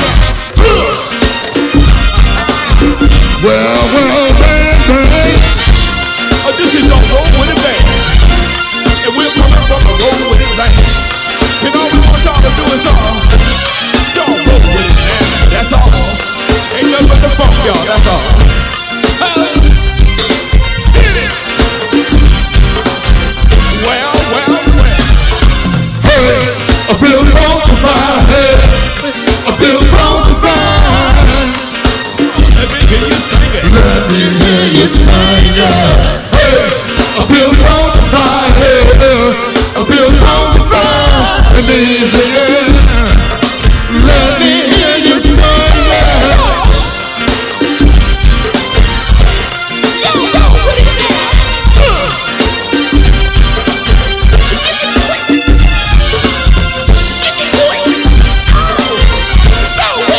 Get over there.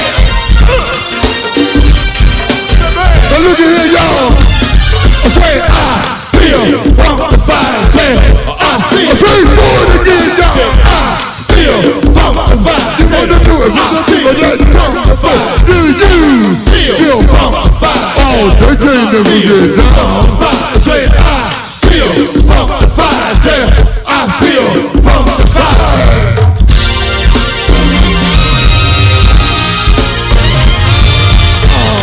This is the roll with it band, y'all. And we coming from a roll with it land. And all we want y'all to do is y'all roll with it now. That's all. Getting dirty, baby. Are y'all ready to get the funk on? F-U-N-K.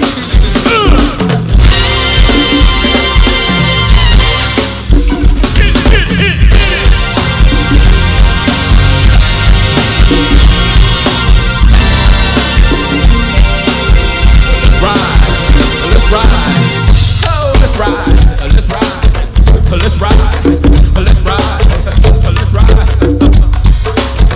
Say what, Tony? Hit it.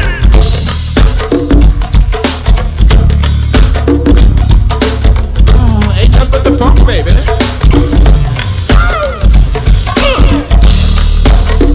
Ain't nothing but the funk.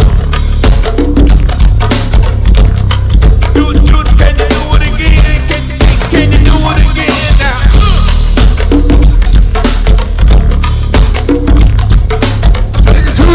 Yes. To the top, y'all. One more time.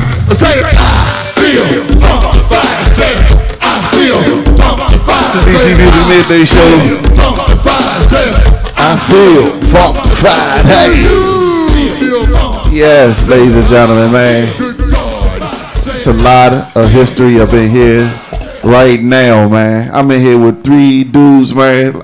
Hey, I can sit in this room right now for hours and hours, and I bet I would just learn a lot of this go-go. I'm the young dude up in here, you know what I'm saying? Yours truly, Super Dan. You know what I mean?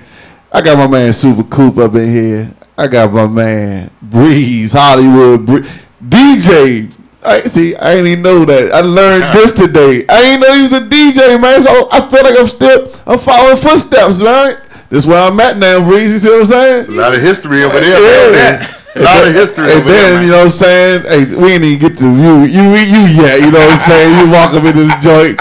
Hey, y'all, our other guest is up in here, but we going to give him his introduction that he deserved. But, man, my man Breeze, Hollywood Breeze, got to get up out of here, man. Breeze. I got to go feed my dog, man. I got a dog at home. If I'm not there at the time, he eat up the television. Oh, he eat the television, yeah, no problem, man. Yeah. Breeze, man, I appreciate you coming out, man, giving us some of your time, man. You know what I mean? To bless us with your presence up here on the Midday Show, man. Coming to talk to your people, man. You know what I'm saying? Because a lot of people, reason why I wanted to get you on, because we did who do y'all want to know where they at now? And your name came up in the log, so you know what I'm saying. We wanted the to police, was it? Nah. You know, friends and family, man. You know what I'm saying. People, you know, that party with you, that people who lives you touched. You know what I'm saying. And we want to let them know that you you are alive and well, and you know what I'm saying, and you out here still doing your thing. You know what I mean. Right. Mm-hmm. So, like again, we appreciate you, coming out, man. Any shout outs or you know what I mean, you want to reach out and say anything to anybody before you get up out of here? Well, basically, I'd like to say that it's been a nice day here with you guys. I see Big Tony and walked in the house, so I gotta give up the air. Gotta give one up. This legendary Big Tony. Yeah. I'll take the time to say, man, I really appreciate what you guys are doing and a lot of the things that we hit on today. I hope, like I said, I didn't kind of insult anybody, but I mean, those are the facts. No, you kept it real. Yeah. Like I be trying to keep it real, Breeze, but some people can't take that. So, you know, it is what it is. Well, so the bottom line is when you do try and keep things real sometimes, man, you tend to offend some people. And the bottom line is that we as a people, if we offend somebody and it makes them go get a voter registration card and make them go to vote, then that means that we job well done. Do. Right. That's what Marion Barrett, and that's exactly what Tommy Broadwater taught me. So I'll tell all of you guys out there, you ain't my friend if you ain't got no voter registration card or you don't vote. Right. Well, that's what's up, man. Once again, man, appreciate you, man. You know what I'm saying? And I hope you continue to keep your doors open, man. If I could give you a call if I have any questions about anything, man. Anytime, my brother. My doors, my phone might not be on, but my door's open. So you give me in anytime. I might not be able to afford the phone call like Coop got this old raggedy phone. Guess what, though? I can see text messages real clear. But, Breeze, I'm going to pass out your flyers. I'm gonna be your fly man, so just hit me up. I'm gonna be your walking promotion to, you know what I'm saying. So, I sure appreciate that, sir. man. Like I said, it's been a beautiful day with you guys, and you guys keep doing what you're doing because I mean we are a family. That's the most important thing. Right. We are a family, and no matter what they might do to us, we're gonna always look out for one another. I love you guys, man. All you guys out there in TV land or radio land or whatever the case may be, anytime you see me anywhere, I'm still the same guy. So keep that they in still mind. commenting on you, No man. doubt. They said, look at Breeze, man. Thank you for all the go-go's and everything, man. You know what I'm saying? You know. Okay, I love you guys. Y'all be strong. all right, thank you. Ladies and gentlemen, that is my man Breeze. Front door, back door. Breeze. Front door. The legend have left the building. Front door, back. I'm trying to tell you, everybody on Chatham Street, make sure you don't park there now. Make sure you don't park. They gonna give you a ticket. They might tell you. Thank you, Breeze. We love you, man. Oh man. Hey, listen. Hey, this is. We going straight into. We going straight into it. Like, It's the best party. Come on, party started. yes, let's get it, man. Hey, I'm gonna be able to talk one day. We're gonna start this thing on fly. There you go. Ladies and gentlemen. Hey, cool. All right, now you want your Larry Merchant right now? Go ahead, Larry Merchant. Hey, Ting. Ladies and gentlemen, I had to go get some water in order to calm down for a minute. Excuse me. ladies and gentlemen. But I am happy and I'm elated when I see great men come past these doors, man. And you got to pay your respect to him, man. You know what I'm saying? He popped me back into place, and I'm right here, and I'm glad to be here, Tony, man. This is DC, man. I was raised by you, even though you know we tend to cross paths, business paths, and stuff like that. I was raised by you. You were the basement parties. I got all your records, arcade funk, from everything. You know what I'm saying? And right now, it's a pleasure to be in the building with you, man. And we gonna talk about. First of all, I follow you when you're on live. That's number one. When you're on Facebook Live, I'm gonna pop up every now and then. And when you went to San Bernardino, I was right there with you. Yes, sir. I was right there. I was right there at the sound check. I was the day before when y'all was about to go get something to eat. Y'all was chilling. I was on the airplane with him. I was on the airplane. I said, man, and when the concert, oh my God. Just to see DC in front of those people like that, man, it just reminds you, it reminds you about your legacy. It reminds you of just, you know, where Go-Go really was and is and still is because of guys like you. Mm-hmm. I swear. Next time you go out of town, I'm gonna be on the. I just want to ride with you. I don't even really. I just want to just say, look, Coop, we going here. Get your plane ticket, and I'm gonna meet you there, bro. Cause it's just an experience. You know, I saw the tape. In Tokyo, or Japan, whichever one that was. Japan. And I saw that. And I just how the people respond to y'all is amazing, man. And DC, we just get to party. You know, we cool. They do what you say out there, Tony. And they respect you out there, man. It's a pleasure, man. Your legacy is strong. Thank you, man. And it's still going, man. Yeah. And it's a pleasure to have you in the DC Music Midday Show once again. Right. We had you before. And you always welcome. Matter of fact, you can come every Monday, Wednesday, and Friday. And just hang in here with us. You know, our doors are always open to the DC legends, man. So, you know, what's up with Trouble, man, right now, man? Man, right now, man, we got so many things going on, man.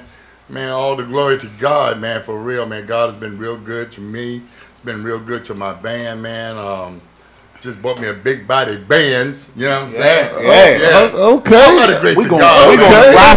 I just had to throw that in there. Yeah. You know what I'm saying? All by the grace of God, man. I mean, it's like, man, this has been a great year. This has been a great 3 years, actually. Yeah. And it's getting better and better every year. Yeah. Next year is going to be even bigger and better, man.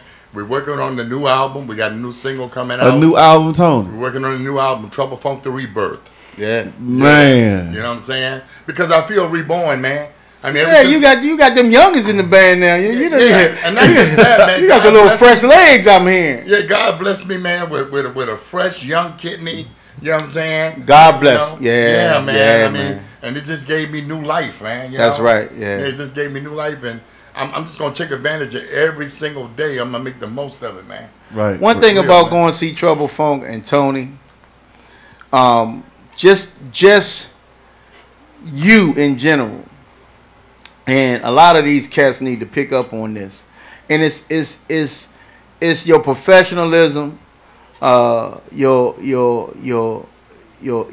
the way you dress, you know what I'm saying? It's like you are the example of what it takes, you know what I'm saying, to be on a big stage, man. And what these youngers don't understand, man, I mean, they come, they got the clothes hanging off them, Tony, they late all the time. Yeah. But, you know, that's who I looked up to, the professionals like you know what I'm saying, the groups that paved the way, man. Right. And you gotta take that in order to keep learning and keep growing, you know what I'm saying? No doubt, man. No doubt. What is in your mindset when you got a show? Like, say you got a show tonight. Like, how do you prepare for your show? Like, mental wise, and the crowd, and what you gonna wear and stuff like that. But you know, I try to analyze the environment. That's the first thing. It's like, okay, like tomorrow we at Maryland Live. Yeah. Maryland Live tomorrow, baby. Yeah, tomorrow. So here's the deal. Maryland Live tomorrow is going to be special. Okay. Because it's our last show at Maryland Live of the year. Okay. For this year, that's it. No more Maryland Live this year. Okay. You know, yeah, next year, but this year is right. So we planning on shutting the joint down. Right. You know what I'm saying? See. So I'm pulling out some tricks. See. That's the type of stuff I'm gonna go to.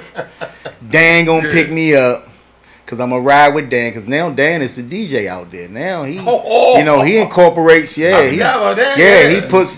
the DJing in between the sets, and you know he announced the shows, and which is a big thing. And you know we respect Maryland Live for keep continuing to support the go-go movement every Tuesday, man.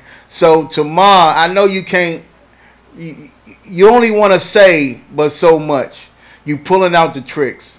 Yes, now, ladies and gentlemen, when you go see Trouble, if you ever heard their record, you know what I'm saying? When it comes to playing records live, some groups don't really, their own creation. It differs a little. Trouble Funk sounds just like the record. Horns, everything, man, and you gotta respect that. Tomorrow, Dan gonna be there. I'm definitely gonna be there. I'm gonna try to bring. And I hope all of you that's listening, can make it to Maryland Live tomorrow as well. It's doors open at 8. It starts at 9, and believe me, Tony gets in there and does his thing, man. It's something that you're not gonna want to miss. I'm definitely not gonna miss it. But unless Dan get a flat tire or something, but I doubt that. He just got an oil change the other day, so he ready. He ready to move on the road. So could you? Let's see, Tony. Well, he ain't gonna. They can't run out the bag, man. No, but listen. He can't. No, listen. When you have a lot of tricks. You gotta tease the people enough to want them, like you say tricks. That's a S, right? Yeah. So could you explain what, like, is this special guests or is it the music? Well, it's the music. Okay. But there may be some special guests there. Okay. There may be. Okay. But as far as my tricks concerned, when I say tricks, I'm talking about my catalog. Right. Trouble Funk has such an extensive catalog. It's impossible to play everything in one night. Well, just make sure you play Drop the Bomb. Oh yeah, we can. I mean, now, if you do Drop the Bomb, that would be uncivilized. Yeah, but if you do this, security might have to put me out. If you do Arcade Funk, then I'm gonna go crazy right here. And I'm gonna bring I got a couple of people. We coming down there, man. And I got a couple of people coming. And it's Billy the Kid's wife's birthday tomorrow. So we plan on going to dinner. Then we gonna come down. Okay. Trouble Funk it. Okay. If they decide to, I'm going to Trouble Funk it anyway. Right. Because they might, Bill might have some other plans, you know what I'm saying? Some later on plans, but I don't know. But we all want to come and we going to party, man. Right. And I like, me personally, I'm a fan of your catalog. So now, I'm going to text you later now. I'm going to text you later. I'm going to be like, hey, Tony, put this in there, man. Put this in the category, man, because you're right. Sometimes you might not maybe hit it last Maryland Live, you know what I'm saying, or right. Maryland Live before. Right. And this is going to be special, man. I'm going to tell you like this, Coop. Right. We're going to be hitting a lot of stuff at Maryland Live that we have not hit there yet. Right. Tomorrow, you're going to hear a lot of stuff, Trouble Funk stuff. Right. That we haven't played at Maryland Live since we've been there. So if you was there in July. Down back. If you was there in July, that means you have to come to tomorrow as well, because you're not going to get the same show. That's pretty much what Tony is saying. This was before, this after July. No, they were just there in July. Oh, I thought it was after that. Right, it was July, right? Yeah, it was July. They was there in July. Mm-hmm. Yep. That was the last time we was there. Yeah. Why I thought it was just like a month ago. Nah, time fly, man. Yeah, time be moving, man. We only go there like 3 months, Okay. at a time. So. Same as y'all quarterly, You gotta right? give the people a chance to miss you a little bit. Yeah, But quarterly. it just seemed like some bands, maybe because I don't go every week. So I only go when the bands, you know what I'm saying, like we less getting small, we doing that, and we, you know what I'm saying, like I love the bands with the history, because you know their song, Right. Where you can sing along with them. You can sing along with them. And the last time I went, one thing about you, and even still the Chuck Brown band, y'all got a race mix in there. Oh yeah. Y'all got the white Chinese and you know. Did you see the sign that says Montana loves Trouble Funk? Yeah. Montana. And keep in mind, we was in California. These people came all the way from Montana to hear some Trouble Funk. And they brought a big banner with them.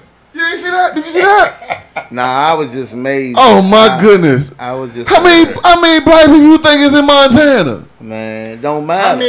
How many folks did you think was at that show? Man, look crazy. Like you know the number? You got a final number? Yeah. How many? 65,000 people. 65,000. 65. Now not that I'm comparing, but name any other go-go group that's drawing them type of white folks. Man. Hey. No, I'm not just that's not name some other color. Name some other type of acts. folks. Period. Hey, name some other acts that was on that show, that Cowfest. Besides y'all and the Foo Fighters was there. There was other acts there. Do you know any offhand? I did, man. They were all rock groups. Right. We were the only black group. Yeah. But and keep in mind, we headlined Friday. We headlined Friday. Yeah. We headlined Friday. Dave Rowe headlined Saturday. Okay. Yeah. Headline. That's how big Trouble Funk. Headline. I can imagine. It ain't no funk like Trouble Funk. I can just imagine like. Ain't no like funk. Trouble Funk. I could, I've been on the road before, and we done had the hospitalities and stuff. But I can imagine y'all hospitality this event. Oh, it's crazy, man. I already know, Tony. It's crazy off the hook, man. Did they? I mean, like, oh man, I was just so impressed. I just stayed on your live. Hey, cool. Yeah. And did you see that they was part of the grand opening of the anthem? Oh yeah. You know what the anthem is? That's history right there. That's the new joint down there on the harbor. That's history right there. Southwest. And that was sold out. Hold on. You ain't see that? Is that the no, I heard about it. It's over there by the Zanzibar, right? Over there, that area. By the wharf. Yeah, by the wharf. Yep. Yeah. Over there where Phillips used to Okay. be. Yeah. I ain't been down that area. You won't even recognize it. You wouldn't even recognize it. You won't even recognize that area now. Slim. They was part of the grand opening. We're not only the first go-go group, but we're like one of the first groups to perform in that building. That's history, man. History. 40 years later, But Tony, more than 40 years later, we continue to make history. But Tony, this is without. I mean, I'm not shocked at this. God is good, man. Yeah, God is good. But I'm not shocked at that. I'm really ain't. When it comes to Trouble Funk, to me, Rare Essence, EU, and Chuck, I'm not surprised of the opportunities y'all remain with. I'm not. Can I say this Yes, real quick, sir. man? I want to get kind of personal for a second, man. Go ahead. It's a lot of people here trying to downplay Trouble. Of course, we know that. That's right? how that. That's no how, big secret. And it's why people. Why? Don't get over it. Why? Right. But here's the thing you got to understand. What God has for me is for me. And if you shut the front door, he's going to open up a window. Yeah. I'm getting mine, man. Yeah. I'm going to get it. Oh, man. You know what I'm saying? Well, you deserve it. It's a whole nother level out there, man. It's a whole nother level. A whole nother genre that y'all into. Yeah, that's where I whole nother. It's to me. That's why when I see the junkyards in Boston and stuff like that, and the white people going crazy. It's not a surprise to me. Y'all put out #1 hits all around this country, man. And y'all catalog is deep, y'all resume is deep, and when people look you up, you got a reason to be there. Yeah. You got a reason to be there. And that reason is a big catalog. Yeah, so ladies and gentlemen, people that have the hate all around this world, it's nothing you can do about this train. Nothing. There's nothing you can do about those people I just announced. God is in control, baby. They are, and they've paved the way. They've built the catalog. They've been all around this world. It's nothing you can do. So, they are here to stay till Tony say, I'm not doing it no more. Right. Ride it till the wheels fall off. Hey, man, my thing is this, man. Tony, you still want to go and put more albums out. Yeah, my thing is this. Why the blueprint, why that ain't the blueprint of all the bands that want to put out quality music or do a record to leave your legacy, man? You know what? I think I have an answer for that, for that question. Some people, I found from my experience, some people have limitations on how successful they want to be in life. You know what I'm saying? But a person like myself, there's no limitations, man. I mean, I want to grow as far as God allow me. And as long as you live, you're supposed to continue to grow. Right. You know what I'm saying? Supposed to, some people exist and some people live. Right. There's a difference. You know what I'm saying? It's like we all know how the business go. You're only as hot as your last hit. So they say. Well, check this out. Trouble Funk catalog is over 35 years old. 35 years old. So we're still eating off of that catalog. We're still, no promoter ever booked before top 40. Hey, man. No promoter your ever catalog booked is before in top 40. Your catalog is in samples, hip hop samples, movies. I mean, commercials. Just to name a few. You know what I'm saying? And you can't beat that. It's repeated. It's repeated history. It's repeated excellence. And Tony, I don't know how much I can say. The bottom line is this right here: good music. I don't care what kind of music it is. Good music never dies. Good music never dies. Right. You can't put an age on it. You can't put a category, a race. Music is if it's good music, it's good music, man. And white people, Chinese people, Hispanic, black. Music is supposed to be a universal language. I never try to put my music in a category. You know what I'm saying? Malachi, what's up, Malachi? Malachi was there. Malachi he say bands don't want to put out albums because it takes work and sacrifice. They just want the 150. Yes, that's true. They want the 150. They just want the 150 at the end of the show. At the Pearl. Yeah. Oh man, Malachi was there, man. We had a good old time, man. Somebody asked about Michelle Blackwell. Will she be performing with Trouble? Michelle still perform with us on and off. Oh, okay. But she's doing big things herself, man. Yeah, she got a solo project going on. Yeah, she got a solo project going on. I heard some of the material. It's wonderful, man. After we both get our thing, come full circle, we're gonna do some things again. Hey. But right now, baby girl doing her thing. James Rosie Mac McLean. What's the Big Tony every time I see you? He say, what's up, Big Tony? Every time I see you, what's the big... I'm going to read it like this, y'all, because he got a little grammar errors a little bit. He said, what's the Big Tony? Every time I see you, you don't remember me, but I'm DJ Rosie Mac. I saw you at Mac's Kid Go-Go on Home Celebration, but I also live in Fort Washington, too. And I love the show. I hope you guys keep up with Lady Mac. And my show is you every week. Days in makes nice in Hollywood breeze. Peace out to one and all. James Rosie Mac, I just read it the way you wrote it. If you want to edit it, I get it, man. Yeah, we get it. Blind man, say, shout out, hit me with the super great. Man, Rosie Mack. Yeah, DJ Rosie Mack. Oh man. Yes, indeed. Hey, yo, listen, y'all. If y'all not doing anything tomorrow, man, the reason why I asked my man to come up here is the last time you're gonna see Trouble Funk at Maryland Live this year. If you're not doing anything tomorrow, get in your car and come up the good old Maryland Live tomorrow to check out Trouble Funk. Lisa of the World. She say, "What's up?" She say, "Hey, Big Tony." What's up, She said, "Tell Big T I said hi." Hey, Lisa. Hey, you can tell them yourself tomorrow at Maryland Live. Come get me. Come on, me and you, two big Virgos. We gonna ride down, man. Hey, you know what I'm saying? It ain't Virgo season no more. So. I know, but we big Virgos.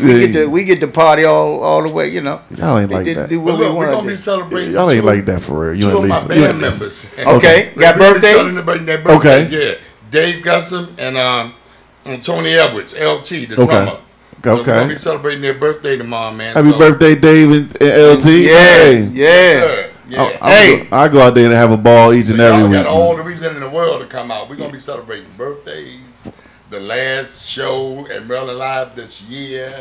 You know, we're gonna be celebrating some of the old catalog that y'all. Hey y'all gonna go back tomorrow. Hey, I'm telling you. If y'all know Tony catalog, start chiming in and letting us know what y'all want to hear. My man Gino, he's a musician. Gino Maya. He say want to hear Fourth Gear.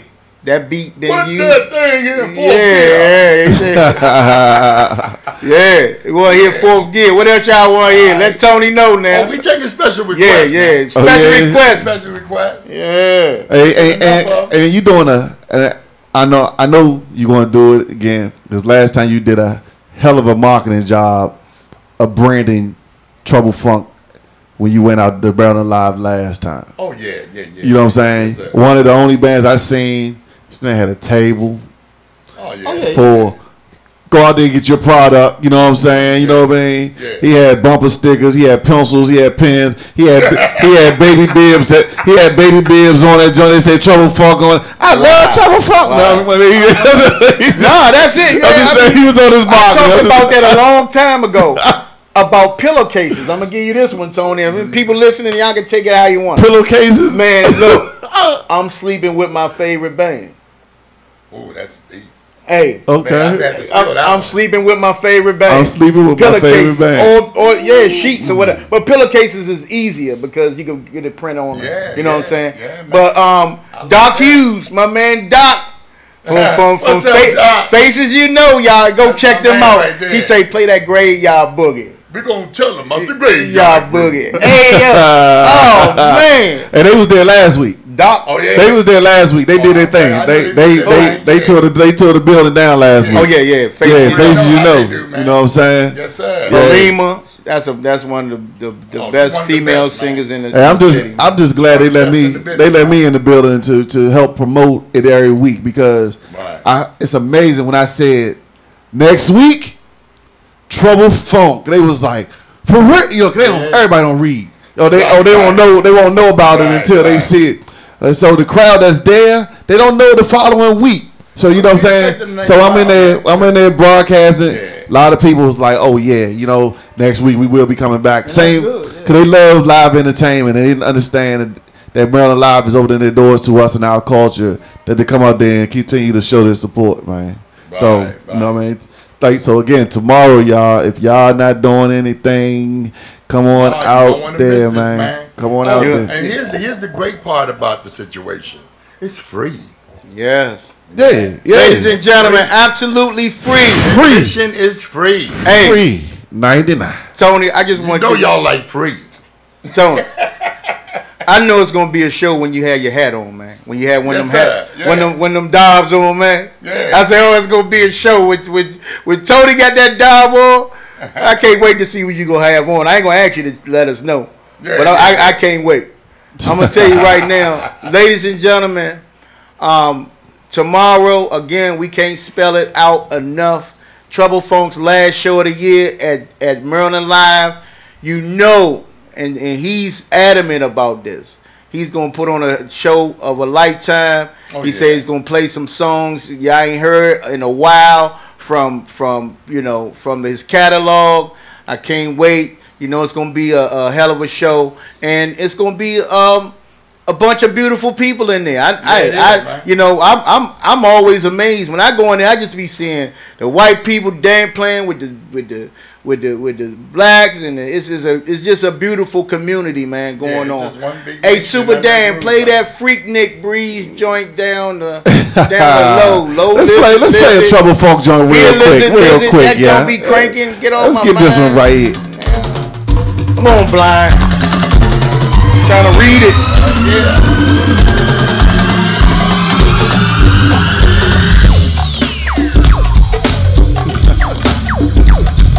Tomorrow night, man.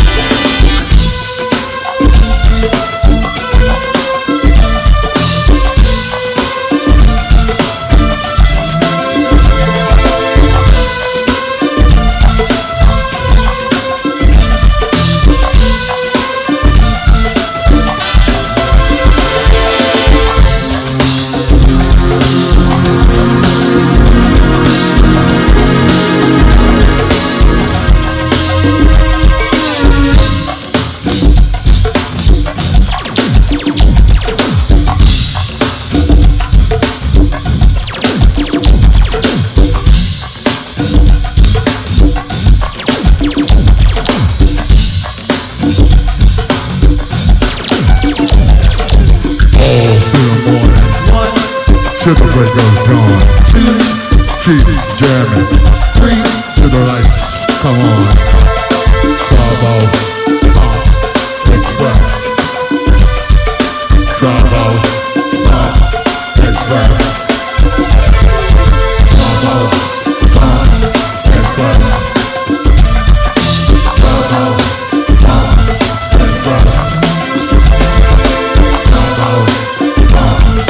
Express.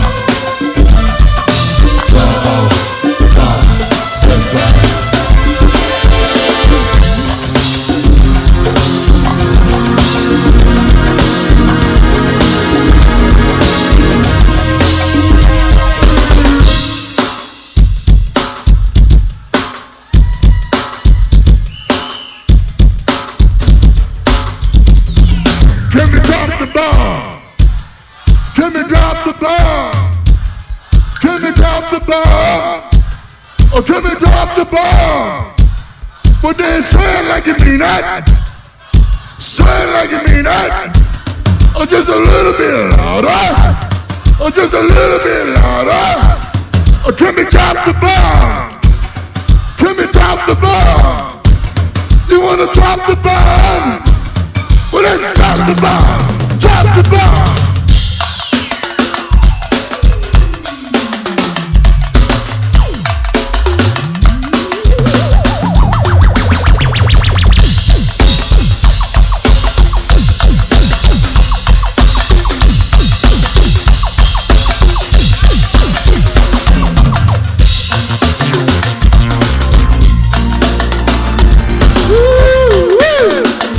You gonna drop the bomb?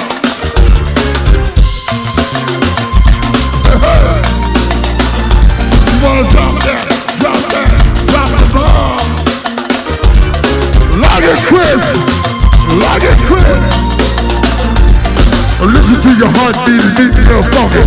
Listen to your heartbeat and beat real funky.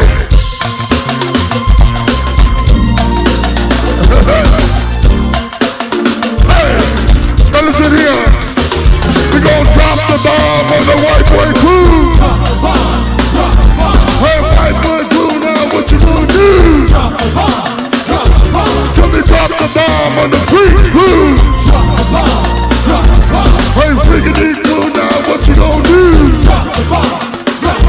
Can we drop the bomb on the southeast crew? Hey, southeast crew, now what you gonna do? We gon' drop the bomb on Hair Raiders too.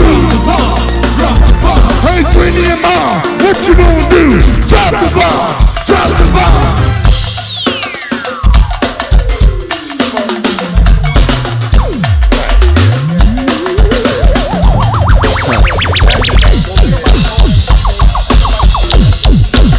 Yes. The good Trouble Funk, man. Yeah. Right here on the DC Music Midday Show, we got no other than my man, the legendary Big Tony in the building, man. You wanna drop the bomb? Hey man. Hey man, you looking good. Don't man. make me. Man, Don't. good, man. You looking good, man. You know what I'm saying? Health wise, man. You know, hey, I remember. You know, you told me, you know, last time, and you know, that blessing came through for you. And Sir, 13 years on dialysis, man. It can take a toll on you, man. You know, but hey, God is good. Look at me now. Hey. oh, man. How you like me now? Hey man. He said he feel like a new man over here, huh, man? I'm 57 years old. I got a 48-year-old kidney in me, man. What's up? Yeah. you got a Oh, man. kitty, man. That's that. Oh yeah. So tomorrow, Tony. Tomorrow, Tomorrow. it's gonna be bananas, man. That's all I can say, man. Yeah, it's gonna be bananas. Yeah. Anybody ever came to Maryland Live to see Trouble Funk perform? You know, all the performances are good, but I'm gonna say this here: this performance tomorrow will be exceptional. I can't do no more. And I'm gonna say this, and you got one hell of a band. I don't know how you even what's her name? That's your girl, keyboard. Oh, Allison. Allison. That's my baby right there. Allison. I remember. That's look, my partner. Tony. Backyard. We was practicing your stuff for the Go-Go Awards one time, and you know, Jahar said, "Yeah, I'm gonna have them come in, the horns, have Big Tony come in," and you know, our keyboard players was doing it, you know, doing their thing, but something was missing. Right. He said, "Yeah, I'm gonna bring Allison in, Bring my secret weapon. secret weapon in here," and man, you brought her in. She is such a lovely lady. Yes, very humble, very nice, and can play that board, man. Yeah. I mean, her organ, her everything is like that is your sound, man. Yeah. And we like she got some big shoes to fill. Yeah. Trying to fill dice shoes. And I'm like, she's doing a hell of a job. She's doing a hell of a job. Yeah. So you know, shout out to her, man. What's her name again?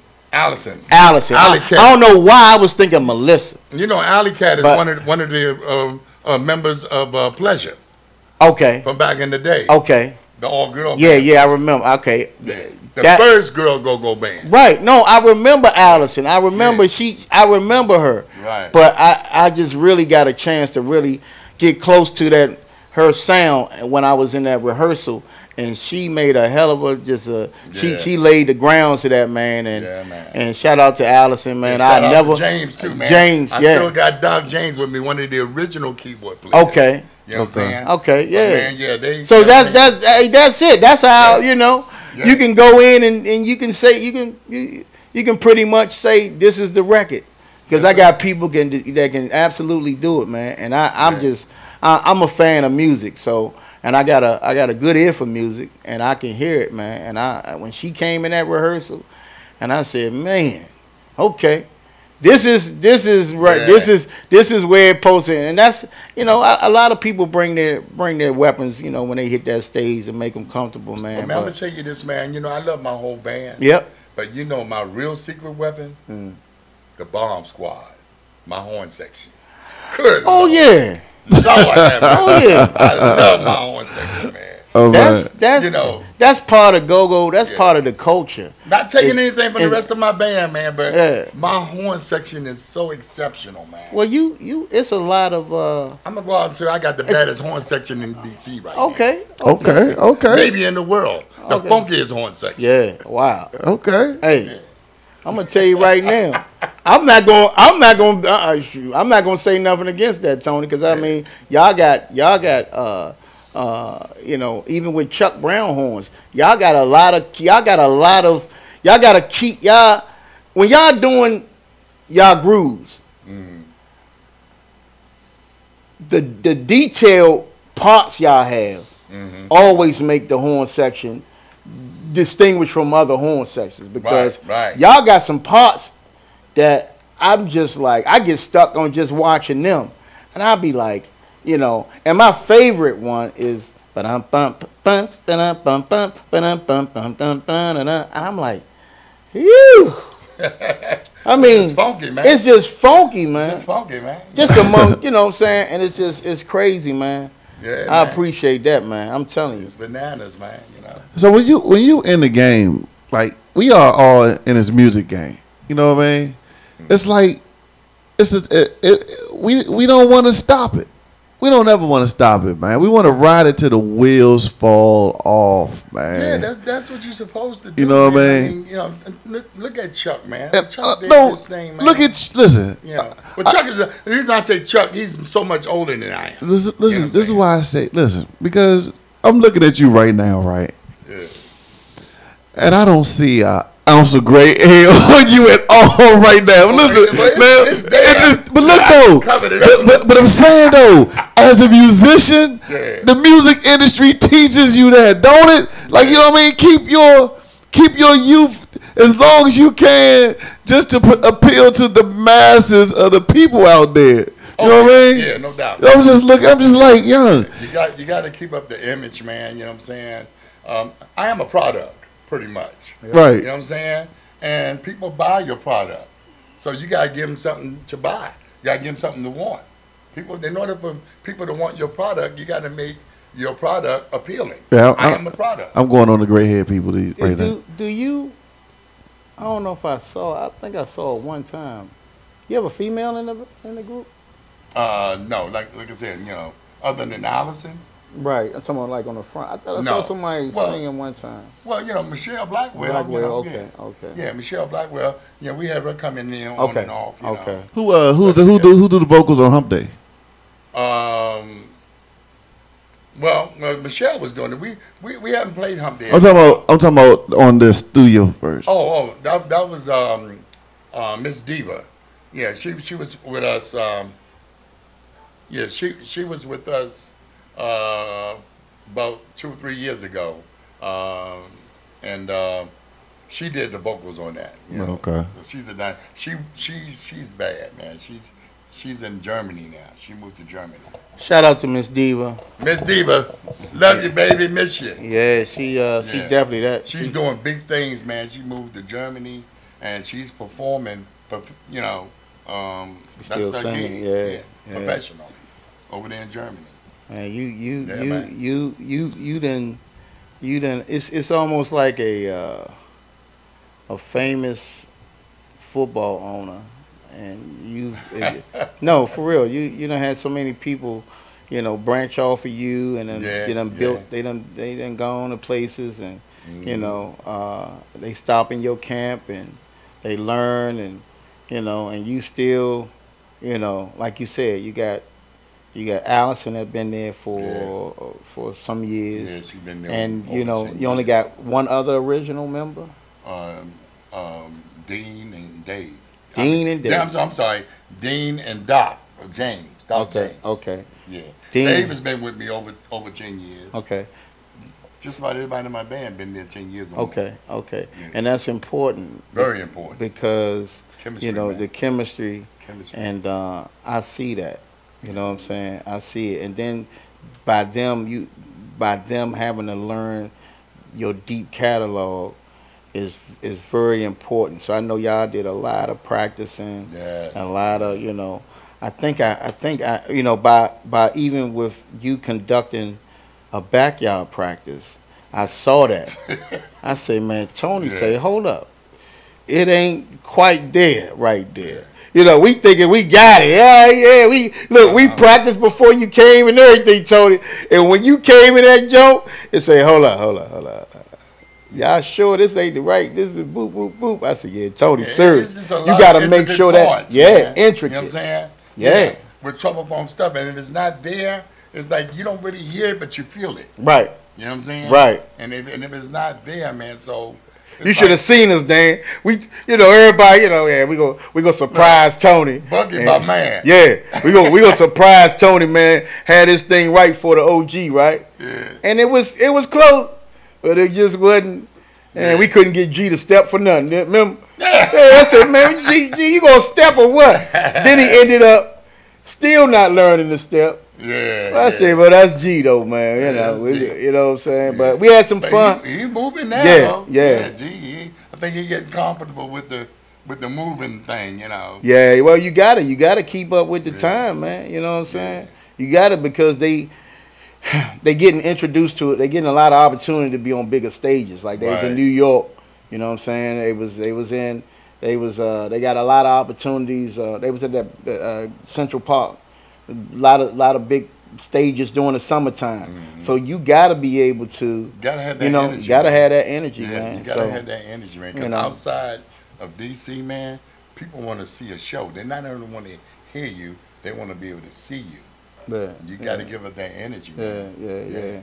Well, we going to see Tony tomorrow night at the Maryland Live. That's Trouble Funk, their last show at Maryland Live, ladies and gentlemen. We love what Maryland Live is doing with the go-go bands, man. Shout out to Maryland Live, man. Y'all giving us that opportunity to keep keeping us alive. You know what I'm saying? So the bands that are playing, you know, take it seriously. Go up there. I'm gonna tell you who really deserves the shout out. Don't mean to cut you off. Malachi. But my man Malachi. Yeah, Malachi. He's no longer there anymore. Yeah. He set the tone, man. He set the tone, man. Yeah, shout out to Malachi, man. Right. But Malachi got his, you know, he got an entertainment company that he you know what I'm saying, that he run. Yeah, he's supposed to be doing some things.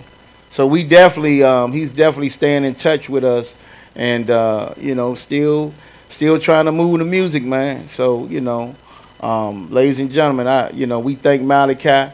Of course, Malachi said thanks. Okay, there you go with that grammar thing. Let me read it the way you said it, Malachi. Thanks you, everyone. Okay, you could have left out the S, Malik. You know what I'm saying? But, you know, I'm going to read it like you sent it. Thanks you, everyone. Love you, though. Malachi. My man Malachi, man. My brother from another. I'm trying to tell you, man. This man. Oh, you driving. Okay, don't drive and text, though. We need you out here. We don't need no crashes. We need you. Don't be driving and texting, bro. We know you love us out here. We know you love us. My man doing this thing out LA, y'all, and he still. They probably use like me using that voice command. Oh, that just say what he want to say. Yeah, yeah. When I'm driving, that's what I do. Okay. Hey, look. C. Caesar. Let me read what Go he just ahead. said. Go ahead. The influence of original go-go artists on our up-and-coming go-go artists is vital. Go-go masters applaud you, Big Tony. Keep doing what you're doing. That's from C. Caesar.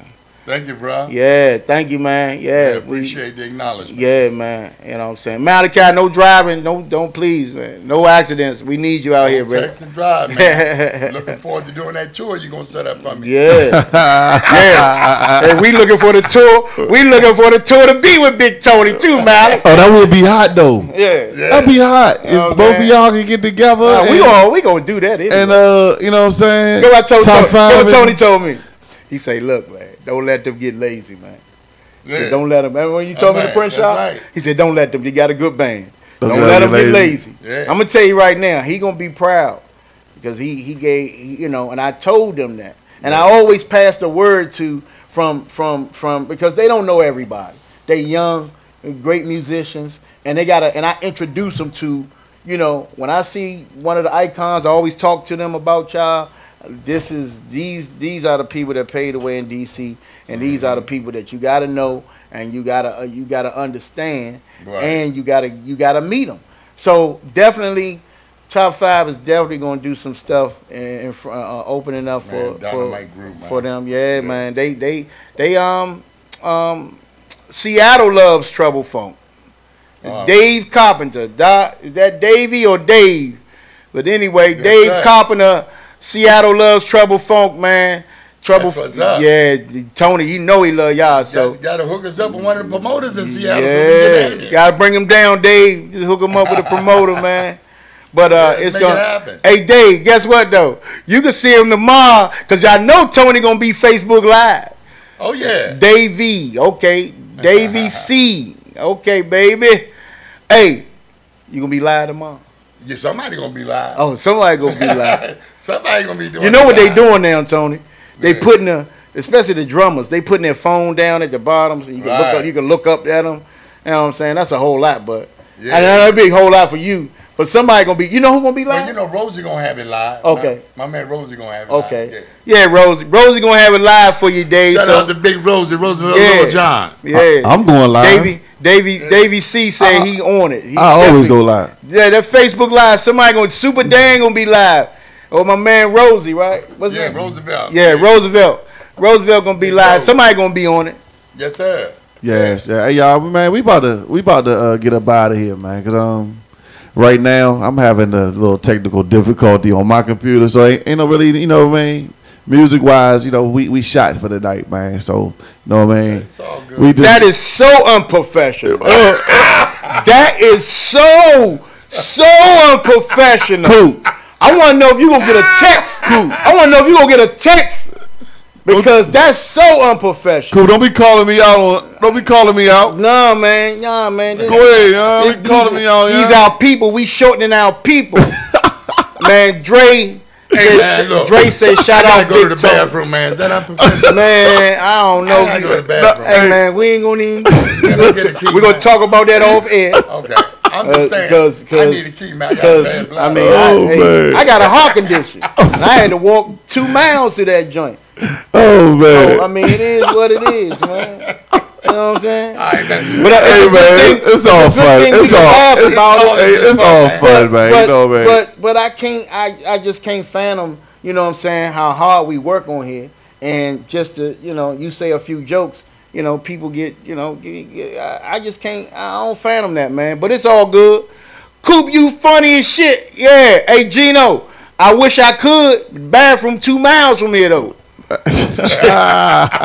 Hey, Anthony said, "Hey, Coop, ask Super Dan where's his top 20." Oh my God!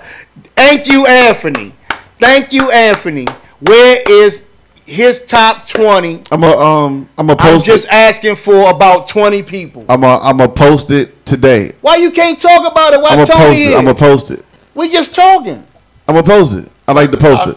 What is top 20? Top 20 bands. Top 20 bands. Yeah. I do a top 20 every 20th of the month. So right? we rate them past 30 month. Yeah. You know what I'm saying? Okay. Yeah. So that's interesting. I like to hear that. I'm gonna tell you right now.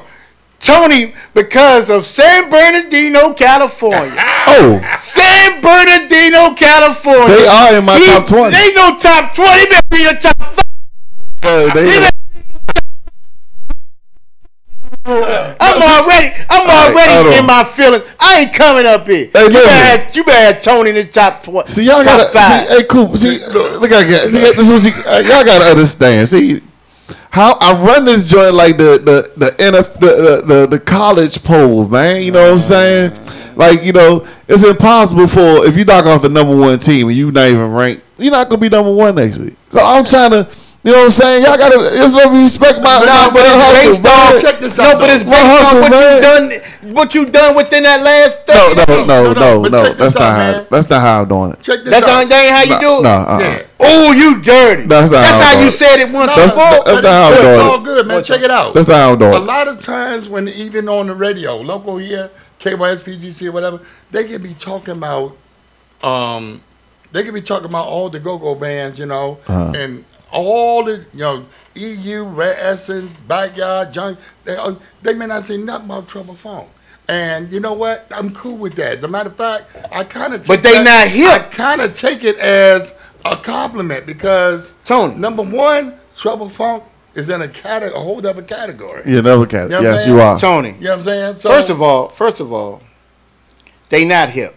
Yeah. And the people that's from here that work at the station should be hipping them. But they not hip. But we a go-go radio. We should at least be more hip than they are. But there are a lot of our own people that don't acknowledge the history and what Trouble Funk has done for go-go. But then again, by the same token, there are a lot of white folks that has. Hey, E, do you have my number? I just wanted to know. You feel me? Yeah. You can call your boy or nothing, man. So, you know, I mean, when your own people don't acknowledge, you know what I'm saying, what you really stand for, and a whole nother race does, what does that say about us? I always wanted to pick. And that hip. That's what I'm saying. I always wanted to pick the brain of an A&R of these radio get stations. Out of that box, man. There's so many people in this little box called DC. You know what I'm saying? Mm-hmm. The world is so much bigger than that. Music is so much bigger than that. And guess what?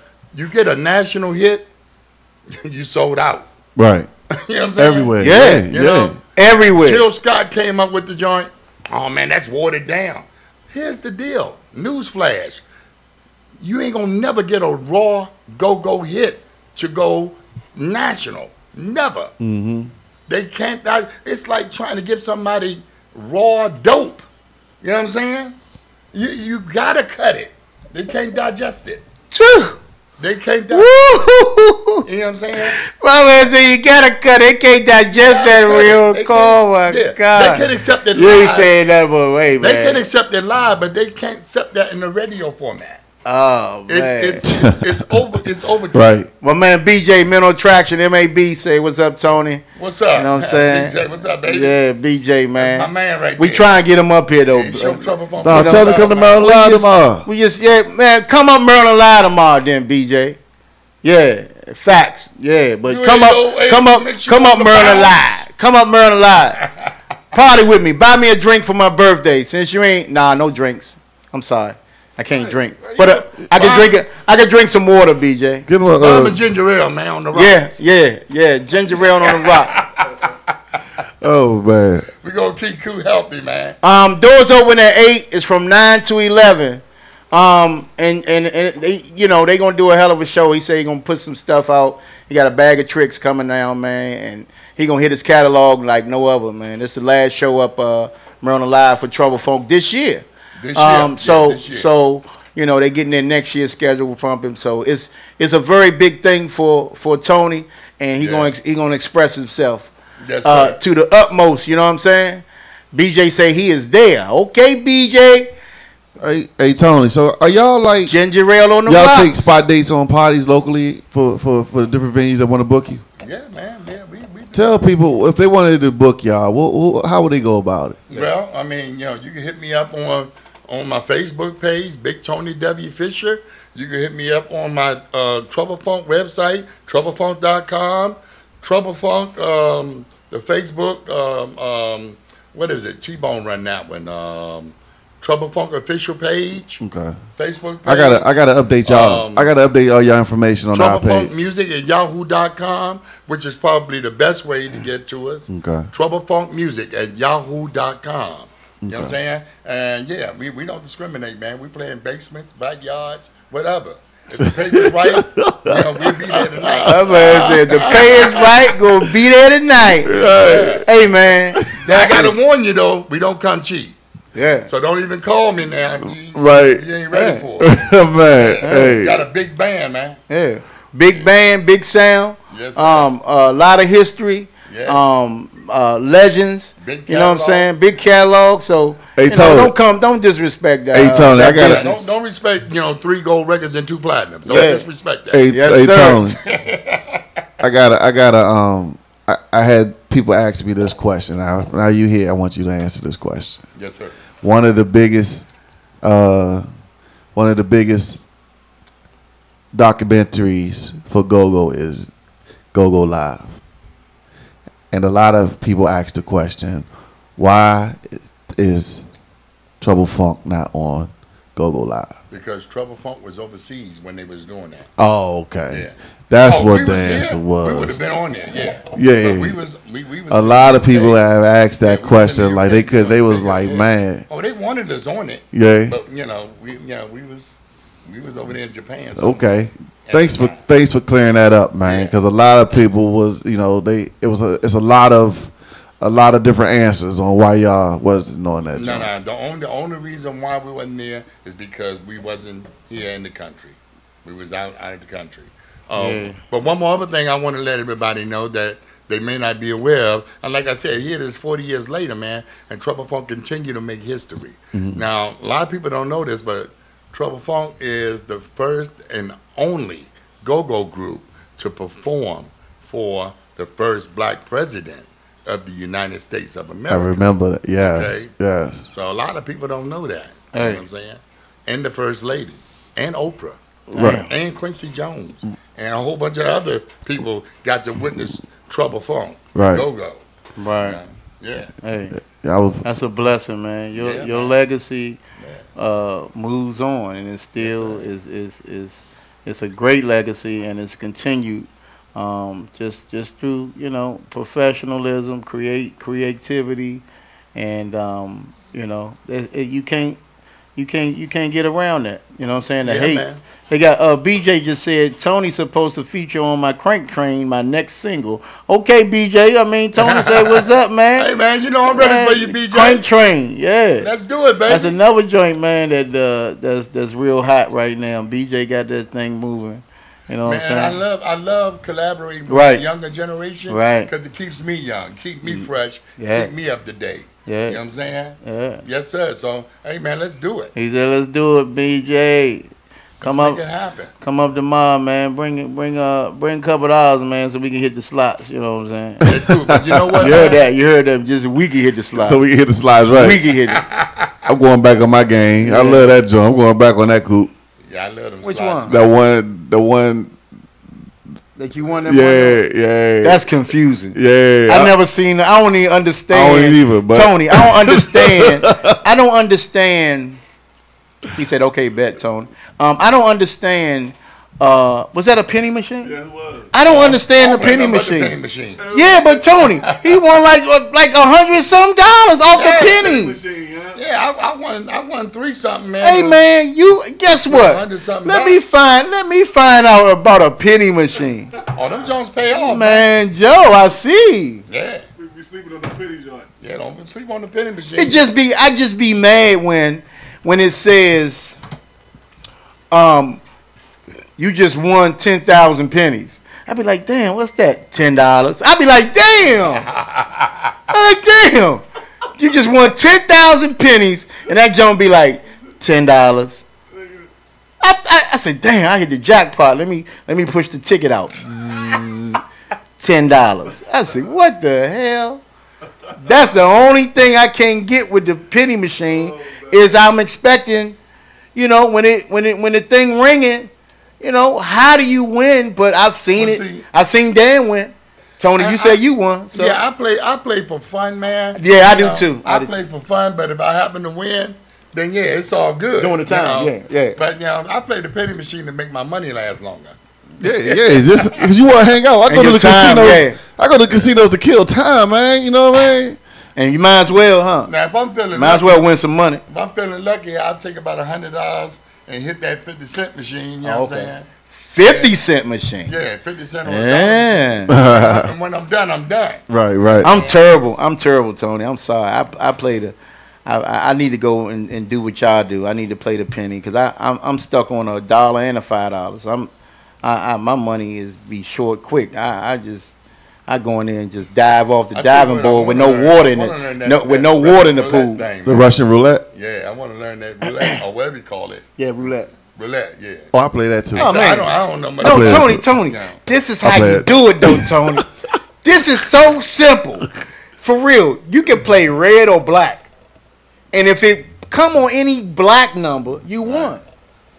Oh, for real? You won what you put down. As simple as that? It's simple as that. You got 50 odds. Yeah, you got 50 odds. Now, when you play the number joint, the odds are a little more. It's but when you playing that red or black, money is of course the money more. But you win what you put. If you put down $20, then you're gonna win $20. Right, but I'm saying. But if you put $20 down there, then on a number and it go bullseye on that number, then that's 20 times 35. Right. That's okay. Woo. That's the part I need to learn right there. Hold on. What's 20 times 35? Go to your phone. 20 times 10 is 200. 200. That's $700. That's $700. Oh yeah. Mm-hmm. I might try my hand at that. Off a $20 bill. You put down 20 on the roulette on 35, and that joint come 35. You got $700 off a $20 bill. Oh, for real? Yes. Is that simple? That's simple, but I mean, it's just a bigger odds. Yeah, even the lines, Tony, like if 35 right here and 45 right there, and you put it on that line, it could come 35 or 45. Oh yeah. Yeah, if you put it on the line. Look at Coop teaching. Look at Coop. He been watching me play a little bit. The 35 though, so it's 1750. Right. You know what I'm saying? Gotcha. So if it come on one, and then you don't get the whole 35, you get the 1750 times the 20. I'll tell you what, man. It's still some money. I'm gonna hang out with you tomorrow, man. After the show. All right, after the show is on. It's on tomorrow. Yeah, I'm gonna hang out with y'all tomorrow. You don't get interrupted. He gonna sign a few. He gonna sign a few autographs. You know what I mean? I don't know. I'm gonna hang around. I'm gonna say like I'm his son. We gonna see. I'm gonna say that's my pop. Cause some things can change. I'm gonna say, hey, where you going, Tony? I'll be back. I'll be back. Yeah. Hey, they gonna say, yeah. Hey, once again, I'm gonna stand right beside him and be like, ladies and gentlemen, we calling out the whole DMV, man. Respect the OG. Come out tomorrow, Maryland Live Casino. Trouble Funk gonna put on a show that you would not want to miss. And doors open at 8. It's absolutely free. Show starts at 9, ends at 11. Man, let's show Tony some love tomorrow, man. Me and Super Dan definitely gonna be there. BJ say gonna be there. Gino, everybody on the line today, man. Everybody, come on up to Maryland Live tomorrow. Hey, and show my man Tony some love. Click on any video on your computer screen. Click on any of them joints, man. Let's see something real quick. Yeah, I'm shut down here, man. See if we can grab them something that they can hear, man. Anything. Is it playing? Is it playing? Shut down here, man. See if we can grab them something that they can hear, man. Not our video. Anything. Oh, what you say? Play us a video of music, not our video. Cut that. Shut down here, man. See if we can grab. Oh Lord. Shit. Malfunction. Right. I said play a video or something, a song or something. He gonna play our joint. I mean, I'm like, we about to get up out of here, y'all. We appreciate y'all, man. George, what's up, George? Today, man. Today's show. Checking in from Chesapeake. Today's show, man. We appreciate Big Tony coming through today. Appreciate my man Breeze coming through today, man. I enjoy hanging out with you guys, man. Yeah, always a pleasure, man. Hanging out with my man. Play something. Just play something. You play it? What you mean play something? Like you just did just now. That was you playing. Okay, but what you want me to do? Like any videos, any videos for live feeds from a club or something, anything. Just play anything going out of here, man. So, all right, I'm shut. Like my laptop crashed on me, man. Live, man. I don't know. Oh man. All right, man. We just gonna walk out. That is so unprofessional. That is so unprofessional. Oh man, hey, you funny. Did you hear this? Hey, go ahead, y'all. We drying out like that. The biggest thing, we got the word out. Let me text you out. Let me text you. Tell you. Don't text nothing. Text you. I'm not answering your phone. Text you. Don't be talking about me. With that Trouble Funk, man. Yeah, he'll be He was selling that hump day. That's every Wednesday. His computer done. He trying to get me to do it. I don't even know how to do it on here. Just play a video. Click on a Oh my God. You ain't go down your timeline and play it. Just click on some. Go Live. What's that? Go Live. No, let's go Radio Live. That's us. Oh, that's what I did the first time. He want me to put on some music. Hey man, I can't find it. All right, man. Hey, listen, we just getting out of here, man. Hey, I'm not a DJ. That's your thing. I don't know. Once again, we appreciate Big Tony for stepping through today, man, and my man Hollywood Breeze. Since we can't find no music, man, let me hit him with a little short rap, man. Go ahead, man. I go do something like this right here. Everybody's talking about this and that, but Trouble Funk is where it's at. And there ain't no funk like Trouble Funk. Oh, do it, y'all. Get it now. Everybody's talking about what they feel, but Trouble Funk is the real deal. 9 for wine, 10 for gin. Can we back it on up and then do it again? Trouble Funk ain't gonna never stop. We're gonna keep on funk until we hit the top. We're gonna do it like we did it when we did it before. And when we finish that, we gonna do it some more. We gonna funk you up. Hey, funk you up. Y'all hear my beatbox? You up. I say what? Funk you up. We gonna funk you up. Oh, funkin' on up. Oh man. Hey Tony, man, you got the most aggressive man. The nigga ain't paying attention. You say that, Joe, he gonna turn around. Right. Super great. Oh man, I forgot. Hey man, listen, man, we gonna have a ball tomorrow, Tony. Yeah, it's gonna be hook, man. You know, nice. It's a pleasure having you in here, man. DC Music Midday. You're always welcome. To come in, we don't have to call you, man. Just say, man, look, I'm in the mall. I'm pop up, and when you ever get a chance, man, we gonna always support Trouble Funk. Just let us know what you're doing. You say you're gonna do the page something. What you say, Dan? You gonna get his page so we can kind of keep the updates going. Yeah, so I gotta on the DC Music page. Right. I gotta update your information, your contact. I got a band list, so if people want to book bands, I need your information as far as where you know. I didn't know you had the website. I didn't know you had the website popping and all that good stuff. You know what I'm saying? So right, a lot of people probably didn't. Yeah, the Yahoo jump. Right. So Trouble Funk Music Yahoo, the official Trouble Funk page, Facebook page. Big Tony, W. Fisher, Facebook. T-shirts, bibs, pillowcases. I mean, we got them all for the ladies. Yeah, we're going to have them all. The hats. Out there, T-shirts. Merchandise. You know what I'm saying? We're going to have the last, which was cranking, we're going to have the last Merlin Live CD on sale. The last Howard Theater that we did with Raz's EU, that's going to be on sale. How much is it? $10. Okay. Yeah. $10. Hey. Now Merlin Live is $20 because it's a double. Okay. Yeah. Double CD $20. Regular CD $10. Y'all bring some money, man. Let's enjoy. T-shirts $20. Let's celebrate the what's this? The Scorpios now. Let's celebrate the Scorpios. We got 2 birthdays tomorrow. Yeah. We're gonna celebrate. Big Tony gonna be in rare form. Super Dan gonna be on the 1s and 2s, and I'm just gonna be going around. I mean, walking around slowly, drinking my ginger ale. Yes, sir. And don't forget, we're going to also be celebrating Dave Gussum and LT's birthday. 2 of my band members, guitar player, drummer. We're going to be celebrating their birthdays. So you know they free cake for everybody. Yeah, you know that's going to be amped up. Birthdays always. When musicians got a birthday, they always do it. Yeah, they always do it because it's something for them to never forget, man. And I'm gonna let them show off a little bit. You are the king of this go-go thing, man, and we appreciate you, man.